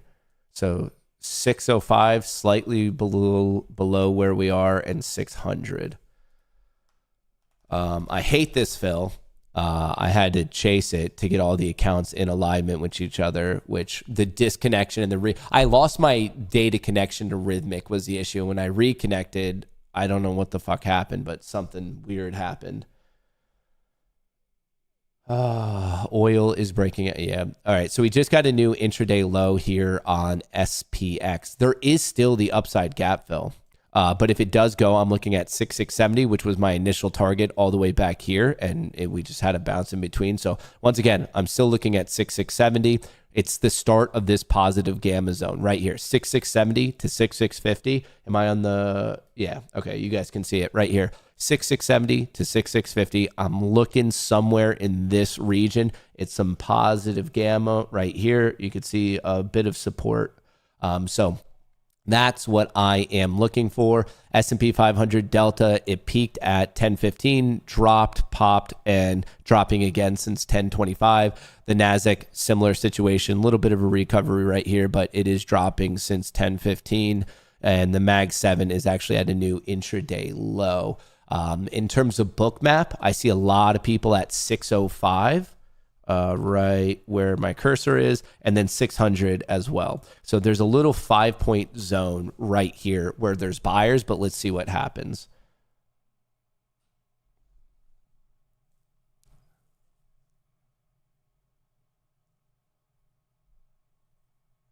Let's see. Let's zoom in here. Watch it a little bit better, a little bit more clear. Once again, yep, they came in right at 605. There was 200 contracts to be bought. There's another 100 down here at 600. So I kind of, well, obviously could easily bounce off of this zone, but this is what I'm watching. And as I'm watching that simultaneously, I care a lot on, are we recovering 700 or not? Because the longer we don't recover 700, I believe it increases the likelihood of going to 70, which once again, I'm not just arbitrarily making up that level. Let me zoom in so you can see it. Gigantic put credit spread. It has a huge gamma influence. It is 7.8 thousand contracts. This is a put credit spread. They sold the 6670. Hang on. Right. They sold the 6670 and they bought the 6665 for protection. So this is a put credit spread. It's a neutral to bullish bet. For those of you familiar with sports betting, this is equivalent to an over bet. This bet is saying at the end of the day at 4 p.m., we will be either at or above 6670. So I just want to explain what that means. That's the delta. Here's the gamma.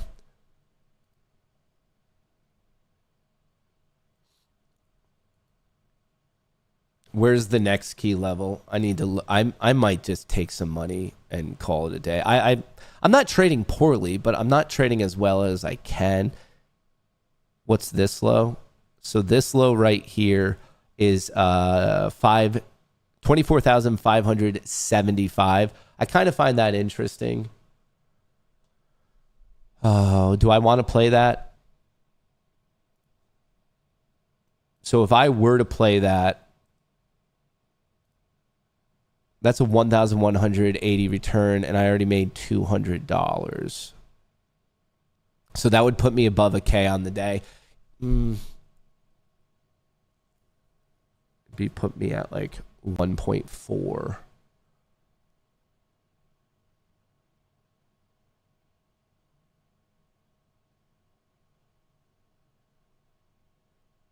I don't know. We're right in that zone, this battle zone of where we saw all those buyers. All right. Well, while I'm thinking about it, I'm going to put in this reach target just in case it like has a weird dagger down, because If it overshoots it and fills it, I'm stoked with that. If not, and I see it close to 75, I could always manually close it. How do I want to handle this?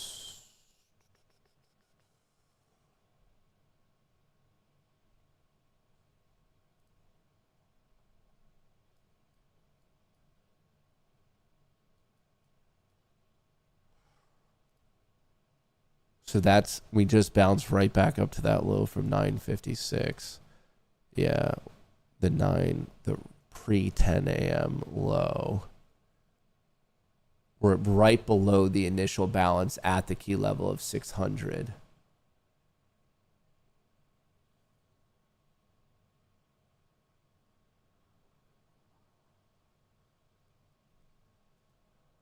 Oh.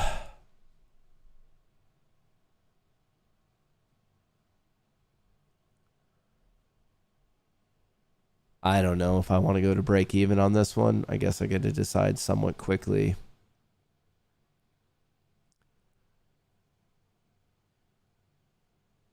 Every time I've been going to break even, it knocks it out, and then a little bit later, it's fine anyway. And in this situation, I would have been perfectly fine if I didn't have that fucking rhythmic data connection issue, because I would have had this fill at 57, and I would have been break even already at 57, and I wouldn't have been sweating it at all. But because I realized the data connection later, I don't know, maybe the market gods are giving me a gift. They just capped it at 32. Okay, I feel like whenever you get in the mode of saying, should I be going to break even? That's just the telltale sign that you should. So I don't like it, but I think it is the right move. It's the right move that I don't like, but I think it's actually the right move. So I think I got to do it. I don't know how good this will be for my psychology today of getting knocked out for break even 4 fucking times in a row, especially when this last one probably wouldn't be. It was just a rhythmic fuck up, but I think I got to do it. You know, if you play your hand poorly, you got to be even more defensive. And I played it poorly by getting a fill 25 points below where I should have. So it is what it is. Maybe the market gods will reward me for doing the right thing. We'll find out.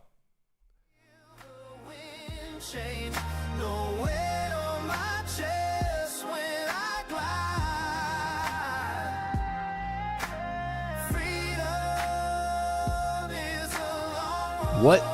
This is not our song. That was not our song.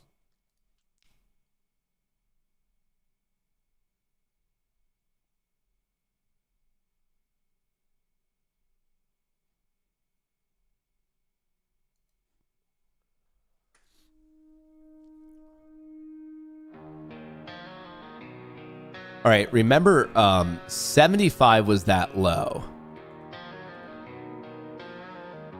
which we are breaking. Well, we just tagged it.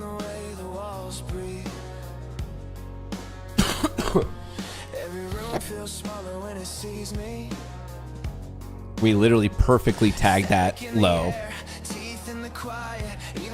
Right there. You see that little wick right there? We tagged it, and of course we bounced. It was the low that we saw from Monday, March the 9th, a random midday low. And a quick 30-point bounce off of it. Jesus.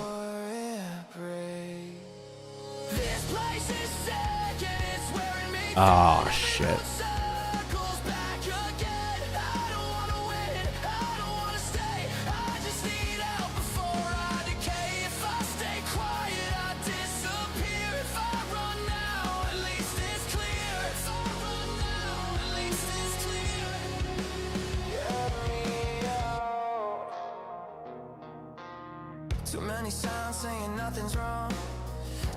It's in the hands of the market gods now. How much are we actually going to hold 600, or are we going to puke?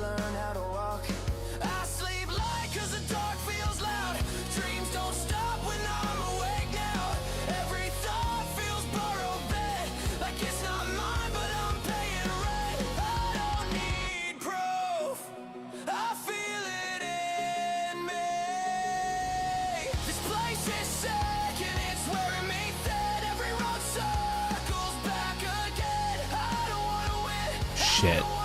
Dude. It's frustrating, but I also get that it's the right thing.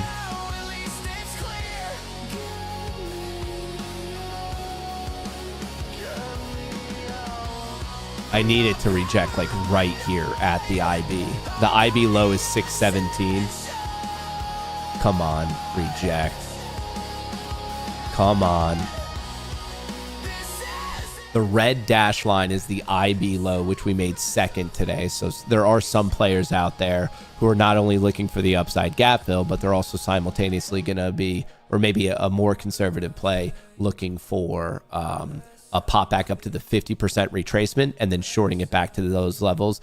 Both of those are valid live plays today.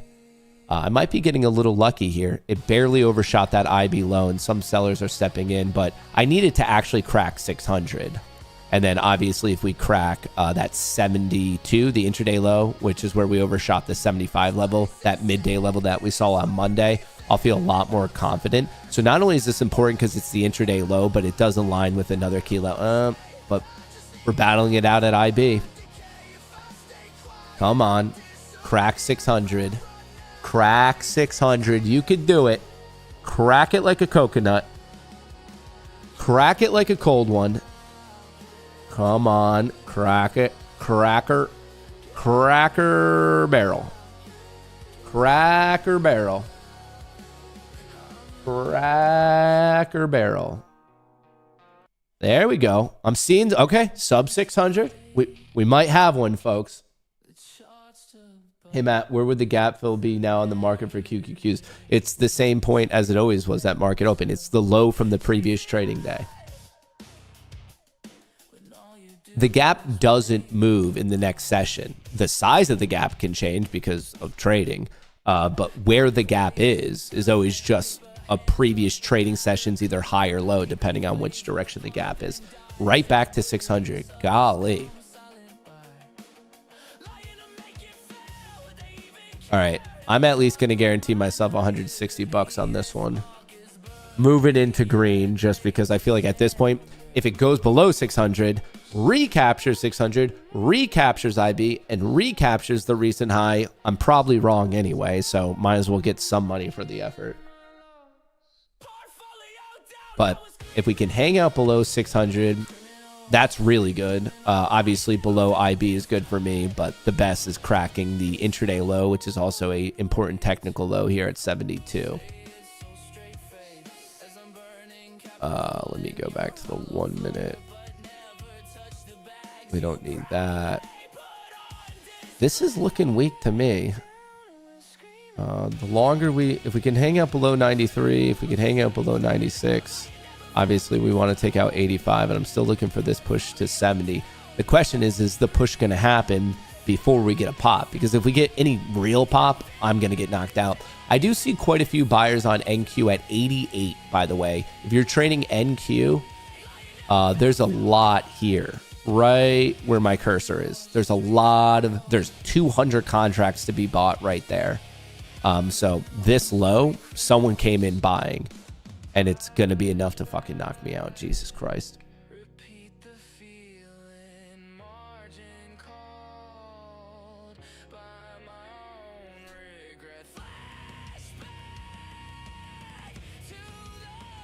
Get away. Get away from me, creep. Order Nope. filled. All right. Well, like I said, at that point, the logic there was if it recovers that point, you might as well lock in some. Dude, it keeps doing that. I'm having a weird rhythmic issue today. What the fuck? I don't know why. It's rhythmic. Order canceled. Disconnect. I had every single trade I had to disconnect and reconnect. Something is wrong with rhythmic today. I'm not experiencing the issue on Trade of 8. And every time I do it, I mean, I already fell for this mistake before. I'm not going to fall for it again, but I'm going to make sure the trade copier is properly connected. Thoughts on going long on utility stocks with data centers popping up all over the country? Why not go long data centers?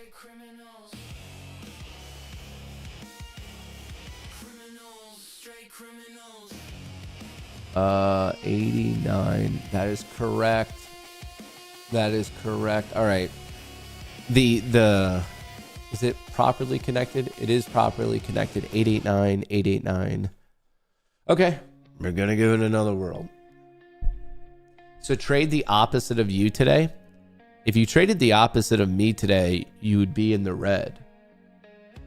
Wait, Alex, are you saying that as like some sort of like legitimate slight? Am I blind? I've made money today.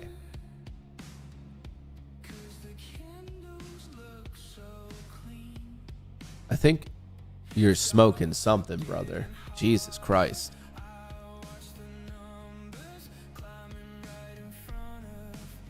We need the free trade button. I'd still need to make some updates here on this. I guess the current version is somewhat acceptable. I mean, it's rather basic. I always pull tails. It's a joke. Oh, I guess it's just not a funny joke. All right, so we are talking what is in play today is in a 50% IB rejection. So I'm not doing it, but there are people out there who they have a short right now set up at 725. They'll go short at that level, and then they're going to be targeting 616. So pretty much a 110-point trade. So they always look at the side of IB that is formed second. Today it was the low, and so that's their target. Hence, they go short at the 50% retracement.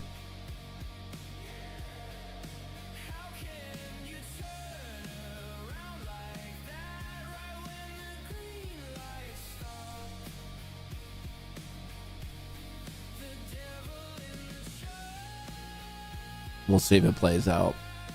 There's a lot of sellers at 710 I can see. That was a big pop. I'm happy I got out for break even because I'd be down by 75 points as in 1.5K. This right now, as much as it sucks to get knocked out for break even, folks, this is why you do it. Because you never know when the move against you, it might not be a little move that reverts back in your favor. It could be a gigantic move that fucks you over. And you have to play it as if it's always going to be the giant move that fucks you over. You have to play it that way or you're just going to lose your accounts. Oil news. Wow, popped right back above 700. And also, to be fair, I'm being more trigger happy today with my defense because we don't have the upside gap fill. I think today I would have let a couple more things breathe a bit more, but without having the upside gap fill, in a certain sense, I'm fighting odds. Oh, wow, oil dropped and popped. What's the news there? What is the news on that one? Wow.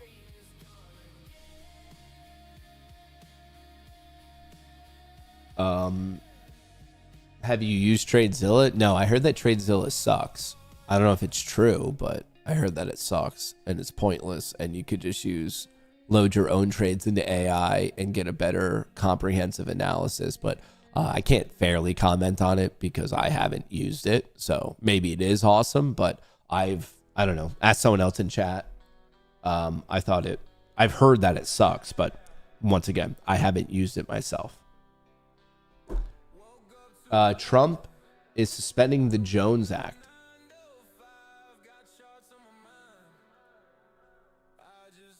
Fuck, dude.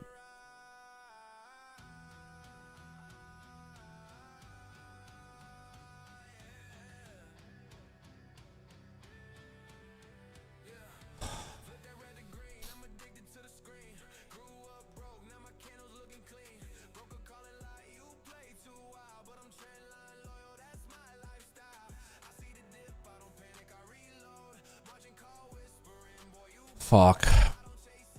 This is just... Do you know how many people got stopped out on that just for them to be green again? I would be green again if I held it through that entire thing. I'm not saying I'm happy. Like, there's no way I should have held it through that. It's just funny that we popped from 100 points to give it all back in like 5 minutes.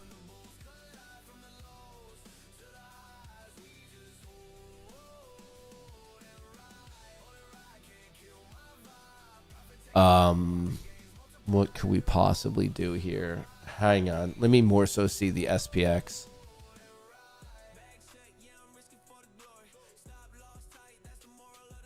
Below 700 again.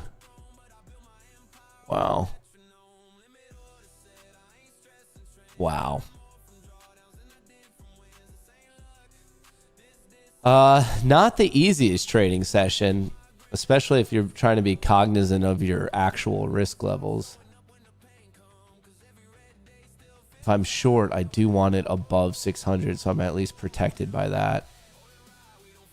It's not the worst risk ever.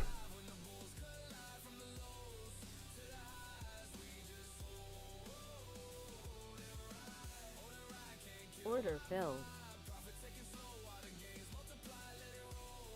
Order submitted. All right, we're going to see how this one goes. I think I just have to keep doing the same shit until I just need one of them to stick and I'll make my money on the day. As a trend following trader, especially when you're as aggressive with your moving your stops to break even as much as I've been doing so today, and which is like theoretically what I should be doing. It is my style. The beauty of it is you only need one to work and then you make your money on the day and you're done. So maybe the 5th time is the lucky try today. Maybe the 5th time is the lucky try today.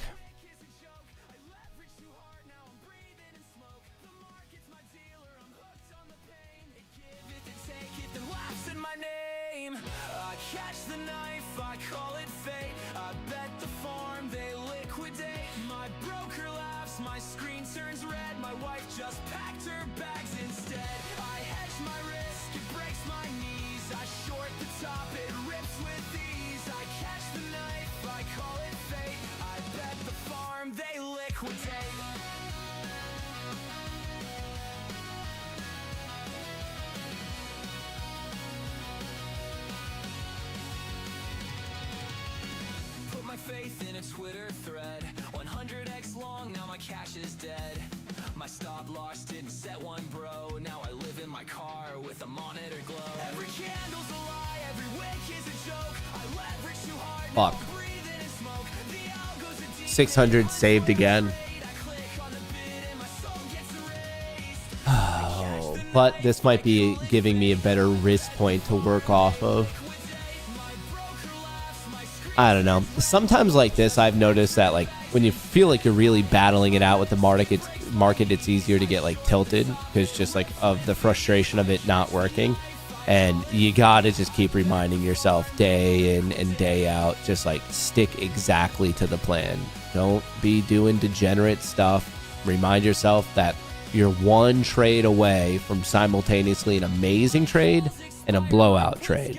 So you got to protect it as if it's the blowout trade, and you got to play it accordingly so you don't blow out, because the very next trade might be that amazing trade.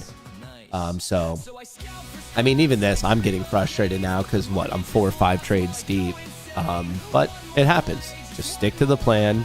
You only need that one trade to hit. You get your money on the day. You fucking move on with your life.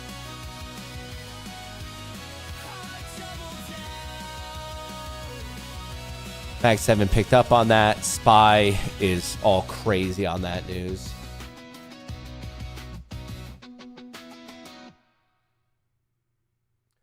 All sorts of crazy on that news. I'm actually surprised that the Mag 7, it popped, it pulled back. I'm a little surprised at the movement from 1052 to now on it. A lot of buyers at 588 still. Those players have not moved. On NQ, we're trading at 615. That's a good 30 points beneath.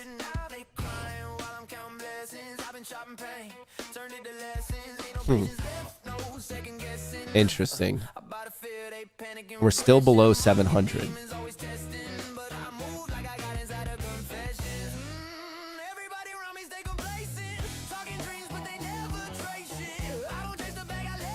Are we going back above 700, 702, or are we cracking 92 and actually going to 670?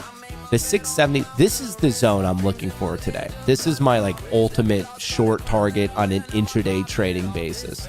This is where I want money, but it has not been an easy pathway to it.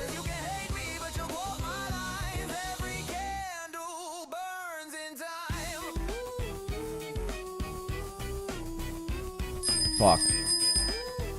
A little pump here.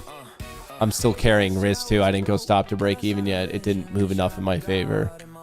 It didn't crack 600, so I couldn't go stop to break even. So oil dropped very quickly, popped right back up, but equities have not fallen back down.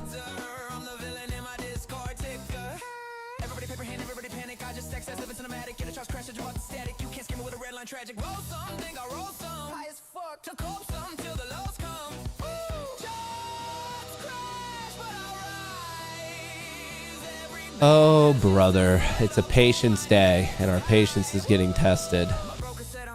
All right, back to 700. Maybe it breaks out. Maybe it gets rejected. I'm just calling it out because it's a key level.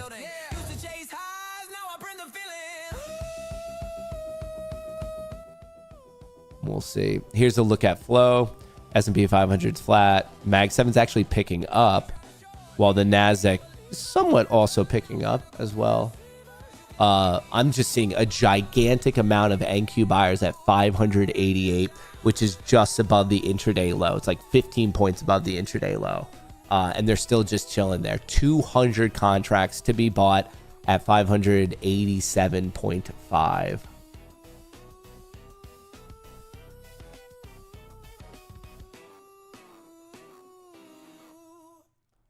Wow. I wonder if they know something we don't.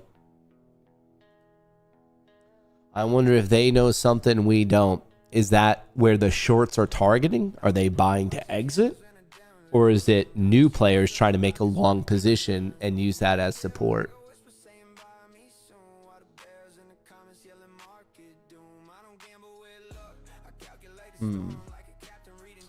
Bold question, Cotton. A bold question. What is this swing low? 27.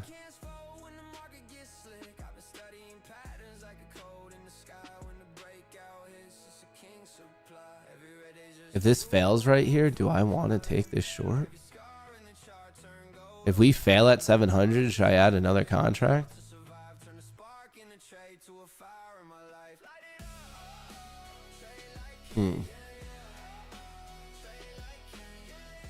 Or I could just keep my sizing at the normal one contract for now. I was just thinking we pop, start to fail. I was thinking about adding another one here and risking that high and trying to roll one off at that 87 level.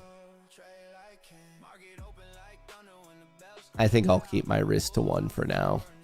Maybe if I was feeling a little bit more confident on this fall through, I would add in and do that little cutesy scale out, but not feeling those vibes today. But Icarus was firing right there at 10:56. Icarus fired another short, which is what caught my eye. But to be clear, I didn't take it. I have my one short. I didn't add to it. 87.5, folks. This is, I'll mark it out on the chart right there. That's where there's a lot of buyers. There's 200 contracts to be bought, 201 contracts to be bought at this 87.5. So that's kind of the test I want to see. I want to see what happens, this horizontal line. Also, to be clear, this isn't my risk. I just put my risk on my chart to get it on my chart. I'm actually risking closer to 50. I just have it up there because it auto sets it when I get it up.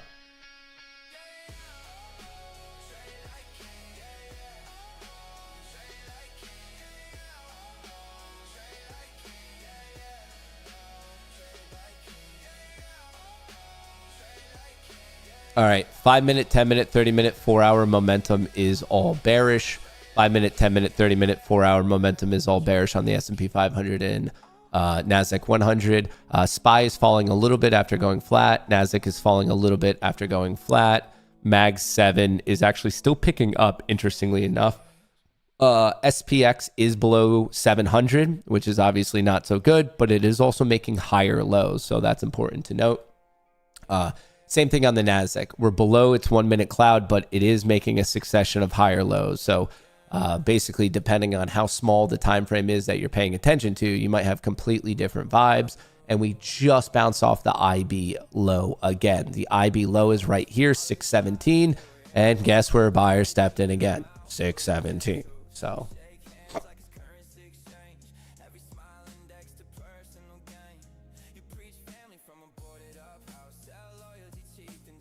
wow.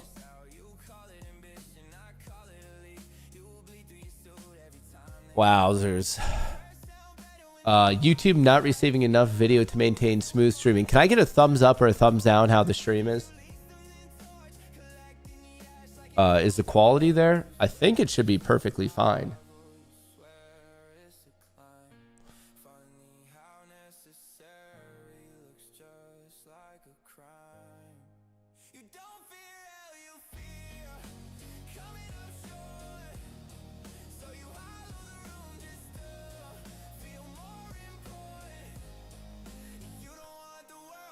Why are people buying in the middle of a war?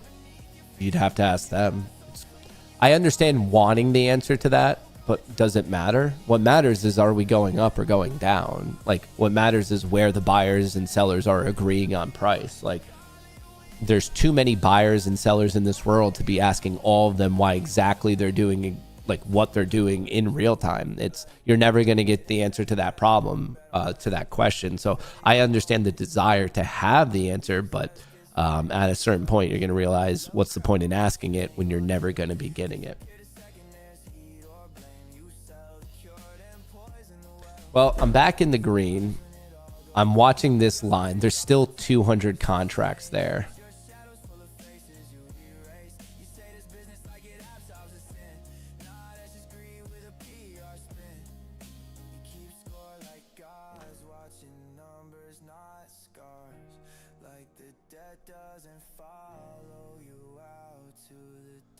Barely, though. In a weird way, I kind of wish I took that extra short. Where was I thinking about doing it? 27? Because I could have locked that one in at 600 for $500, and then this one would just be the same trade. Or I could have locked in this one at 600 for $100, and then I would have had more room on the other one. Mathematically, it's the same argument. But once again, we're here kind of watching 87. Oh, they're getting filled. They're getting filled as we speak. Isn't that crazy? This is why you want to use things like SpotGam, and in this case, particularly Bookmap. Look exactly where we found support. Right where I told you there was someone trying to buy 200 contracts. Now the question is which way are we going? They got to fill. It's always a game of identifying the key levels and then watching the trend from those key levels. It's not a game of predicting the trend from those key levels. So I identified it, and now we're just waiting, which is kind of what we've been doing, honestly, all day.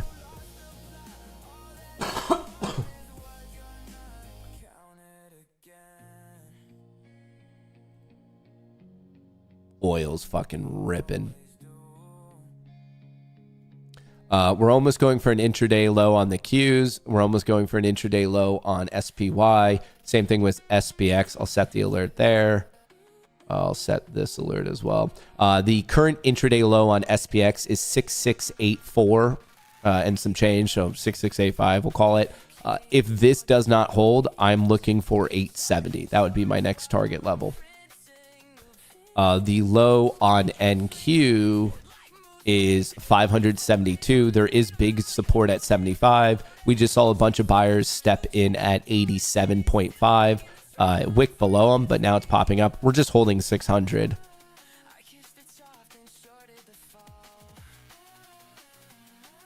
Oh, this is the short from fucking hell, folks.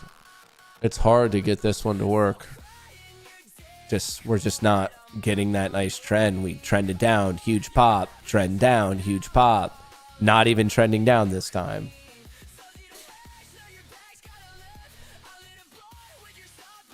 Yeah, here's the intraday low right there.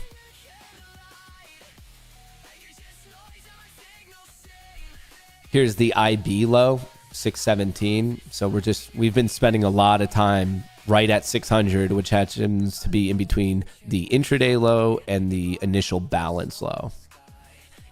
I am holding a short. I really, now in hindsight, I know why I didn't add another contract there. I didn't because just nothing's nice trending today.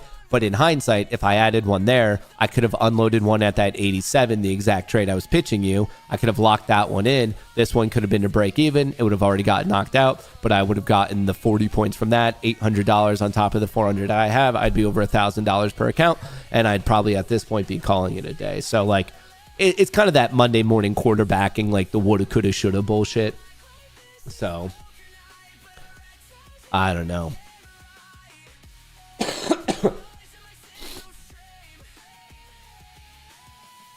I have a sneaky suspicion the time I decide to size up today is going to be the time that like I actually have to take a loss.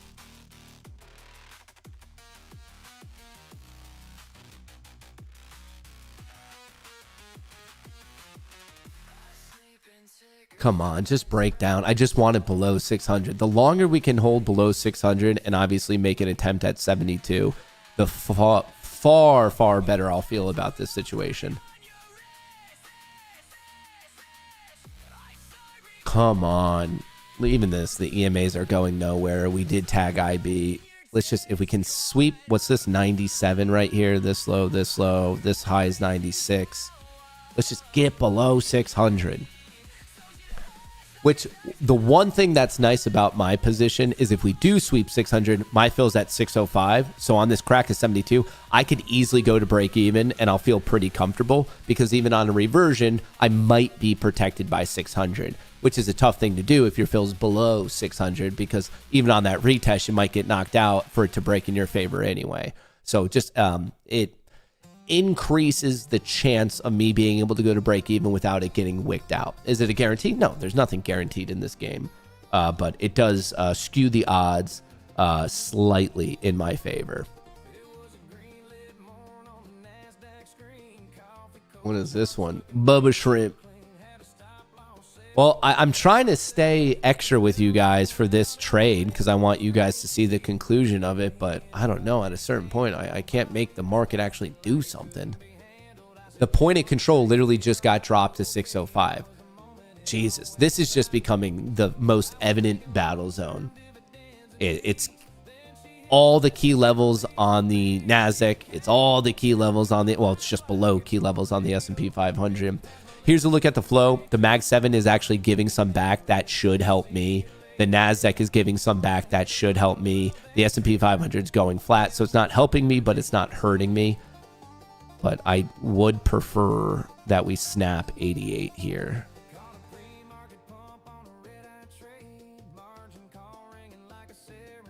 We're just, this is watching fucking paint dry, folks. We're watching paint dry. Come on, do something. And when I say something, I mean break down. I'd prefer do nothing than at least breaking upwards. So maybe I should be a little bit more patient and be careful what I wish for. Maybe I should be more specific in what I'm hoping for. Oh, brother. Dude, the amount of times I could have gotten out for $1,000 gain. I just thought we'd have a nice trendy day. I really did. I thought we would have easily puked to 6670.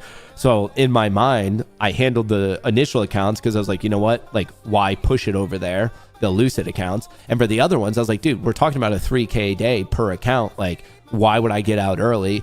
And in hindsight, whatever, but in an alternate universe, we probably did just puke right to that level. So like, it's really easy to Monday morning quarterback, so be careful of beating yourself up with that type of shit. Range into lunch and then back down after lunch. You're saying I'm going to have to wait on this trade till like 1, 2, 3 p.m. this afternoon? Jesus, I'm going to be in this trade forever. I'm going to be in this trade forever. Yeah. All right, well, things are dramatically slowing down. So very quickly before I let you folks go, if you want to trade with me, GoonieTrading.com. If you have any questions, there is a contact page right there. Don't forget, Lucid, 40% off. Use that code Goonie. I've been with Lucid now for about a month. I have the Flex account. I am a big fan. Code Goonie will get you 40% off. And the coolest thing is, last Friday, I made a payout request at 5:33. I got the money by 5:30. shit. Of course, right when I'm going to end things is when they decide to make a move here. Dude, these dark pools, man, when will they stop? Like, at first, they're hunting my positions, and now they're intentionally fucking with my stream. Like, it's just, when will the market manipulation fucking chill? It's going from them hunting my simulated stops to now them fucking with my stream to really screw with the cadence of it. Can you believe that? Can you believe, like, they're like, oh, he's going to end it? Oh, he's trying to do his outro to get people to sign up for his Discord and use his code Goonie for Lucid? Okay, yeah, no, that's when we're going to move it. Yeah, no. Don't wait for 11. Let's do it at 11:09. That's the time that real traders trade, is 11:09 in the morning. It's bullshit, folks. This is just, it's anything to make me look bad. It's ICT for sure, yeah. It's something that the fair value gaps predicted. Jane Street is earning their pay. Fucking Jane Street. Fucking Citadel. They're all coming for my positions. They're all coming for my position. Insanity. Insanity. Right here. We just hit a fresh low on the S&P 500. I'm telling you, my personal target is 70 and specifically somewhere in between 70 and 50. Why is that? It's because I see a giant put credit spread right there and I see a giant positive note at 6650. I'm looking for somewhere between 6670 and 6650. That is my target zone. It just, I don't know.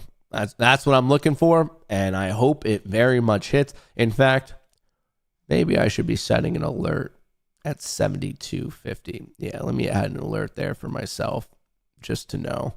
All right, so I put that alert. Anyway, if you want a Lucid account or Apex or Take Profit Trader or Tradeify or code Goonie works on all of them. So whichever one's your favorite firm, code Goonie is going to get you a discount. But I'm just calling out Lucid today because this is a pretty sick deal. And I have to admit, based on the fact that it only took 3 minutes to pay me out, I'm a big fan of the platform. So just wanted to share that with all of y'all. Folks, that's what I have for you. Be careful. I mean, momentum's bearish. Flow is leaning bearish. The setup is bearish, but thus far we have a lack of follow through. Obviously, however this final trade goes, that's going to be probably my last trade of the day. You already saw that I locked in the Lucid accounts at 1,000 per account. Then I had some weird data issues with Rhythmic. Fuck me, dude. Seriously? This is the time, like right when I'm trying to, on the day of my daughter's wedding, we just took out the low. All right. It's a free trade. I don't fucking know. The day of my daughter's wedding. Can you believe it? Can you believe it? The day of my daughter's wedding. Anyway, I did stop to break even, so worst case scenario. Dude, do you think it's possible that for the 5th time today, I could fuck up making $19,000? You heard me right. I'm not being hyperbolic. I'm not being figurative about it. I mean, very literally, this might be the 5th time today I fuck up making $19,000. You think I could do it? You think I have that capability in me to do this? I think I could do it. I told you, we're going for a Guinness record right here. A world record for the amount of times of making money just to fuck it up. I think I could do it. Just a little perseverance, a little bit of elbow grease. So frustrating. Yep, here we go. Here we go.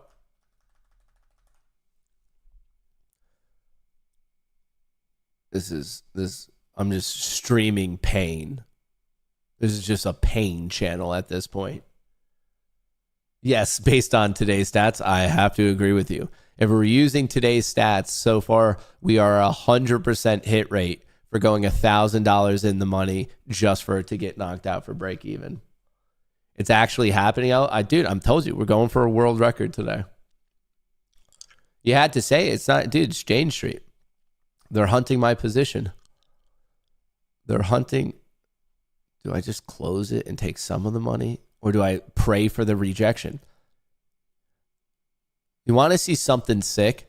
This is going to run to 606. And that's going to be the high. And then it's going to vomit all the way down to 500.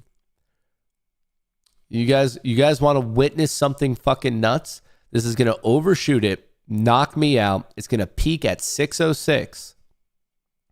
And then it's going to vomit all the way down to 24,500. And I'm going to miss the entire one. You guys are going to witness some crazy shit. You're going to witness just the system going against me. It's honestly, it's anti-cardigan hate, and I will not stand for it. You never see this type of manipulation with non-cardigan traders. But as soon as a person throws on a cardigan, the market loses its goddamn mind. I just put in my short order at 606. Dude, not a bad idea. Not a bad idea. That's how it's going to go. It's predestined. I see what you're doing here, Mateo. What? Getting ready to cry in the shower? Prepping up my tear ducts in a nice warm shower. I'm going to play some soothing Michael Bublé to drown out my sobbing. Matt, reverse psychology in the market. Dude, I wish this was reverse psychology. I don't have it in me today to have reverse psychology. I'm just getting my fucking ass handed to me. Not even from a loss perspective, just from a psychology standpoint of like how many break evens can you have? Well, anyway, here, I'll move it one tick in the money. So instead of, I'm guaranteed $5, folks. We're going to make this effort worth it. We're going to make this effort worth it. But anyway, I'm going to go hang out. I'm going to finish this trade up in the Discord. Like I said, shout out to Lucid. If you want to join with me, GoonieTrading.com. Folks, respect your risk today. Things, in my best estimation, they are legitimately bearish. We're just not seeing that follow through. And I very much like the 6,650 to 6,670 level as a target in the S&P 500. Very, very much like that zone. But that's what I have for you. I appreciate all the good vibes. We are going to be posting more content today. So whether you're on Rumble, whether you're on YouTube, wherever you're watching this, make sure you have your notifications on so you don't miss any of those updates. More content coming out today and then streaming once again tomorrow morning. And in fact, we're going to be starting early tomorrow because there's just a lot of data announcements, dude. Is it going to hit it? This is just painful. It's going to knock me out. It's going to knock me out right here. How close are we? How many times have I tried to end this stream? I've tried to end this stream as many times as I've been knocked out for break even at this point. This is crazy.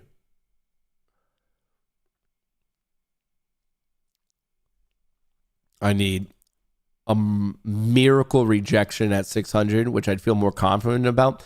If we get rejected 3 times here, at 600, which I would count as a clear rejection if we take out 74.50, I actually might go from an unlucky trader to the most lucky trader. Holy shit.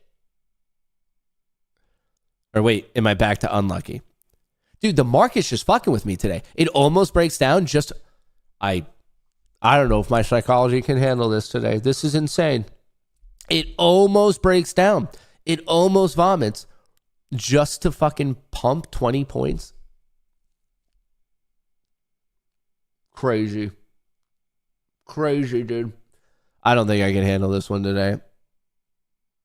Anyway, obviously, I pride myself on being transparent, so I will let you guys know how the accounts all resolve today. I post it every single day, whether I make money, lose money, gain accounts, blow accounts. I try to be as transparent as I possibly can. Thus far, you can see I already have some money. If this breaks down, I'll make more, but hopefully this doesn't knock me out for break even. And in the event that it does knock me out for break even, hopefully I have the resolve to not get tilted and just keep the green on the day that I do have. So I'm just trying to do my best at this point to not get tilted. I'm just getting frustrated at this price action, which that shouldn't be impacting you because just price action is price action. There shouldn't be like an emotional cost or toll with it. But at this point, it feels like it's just fucking with me. It really, really does. It feels like they're just fucking with me. Fuck, dude. Well, it's going to be what it's going to be. At this point, it is out of my hands. I can't make it vomit. So, hey, it is what it is. I appreciate all the good vibes. I hope you crush the market today. I hope you're having a far better time in the market than I am today. Thanks for all the good vibes. I will catch you guys in the content later today and then streaming early tomorrow morning. A lot of major macroeconomic events tomorrow, so we're going to get going early. So make sure to set your alarm a wee bit early tomorrow morning. That's what I have for you. Thank you so much. Peace.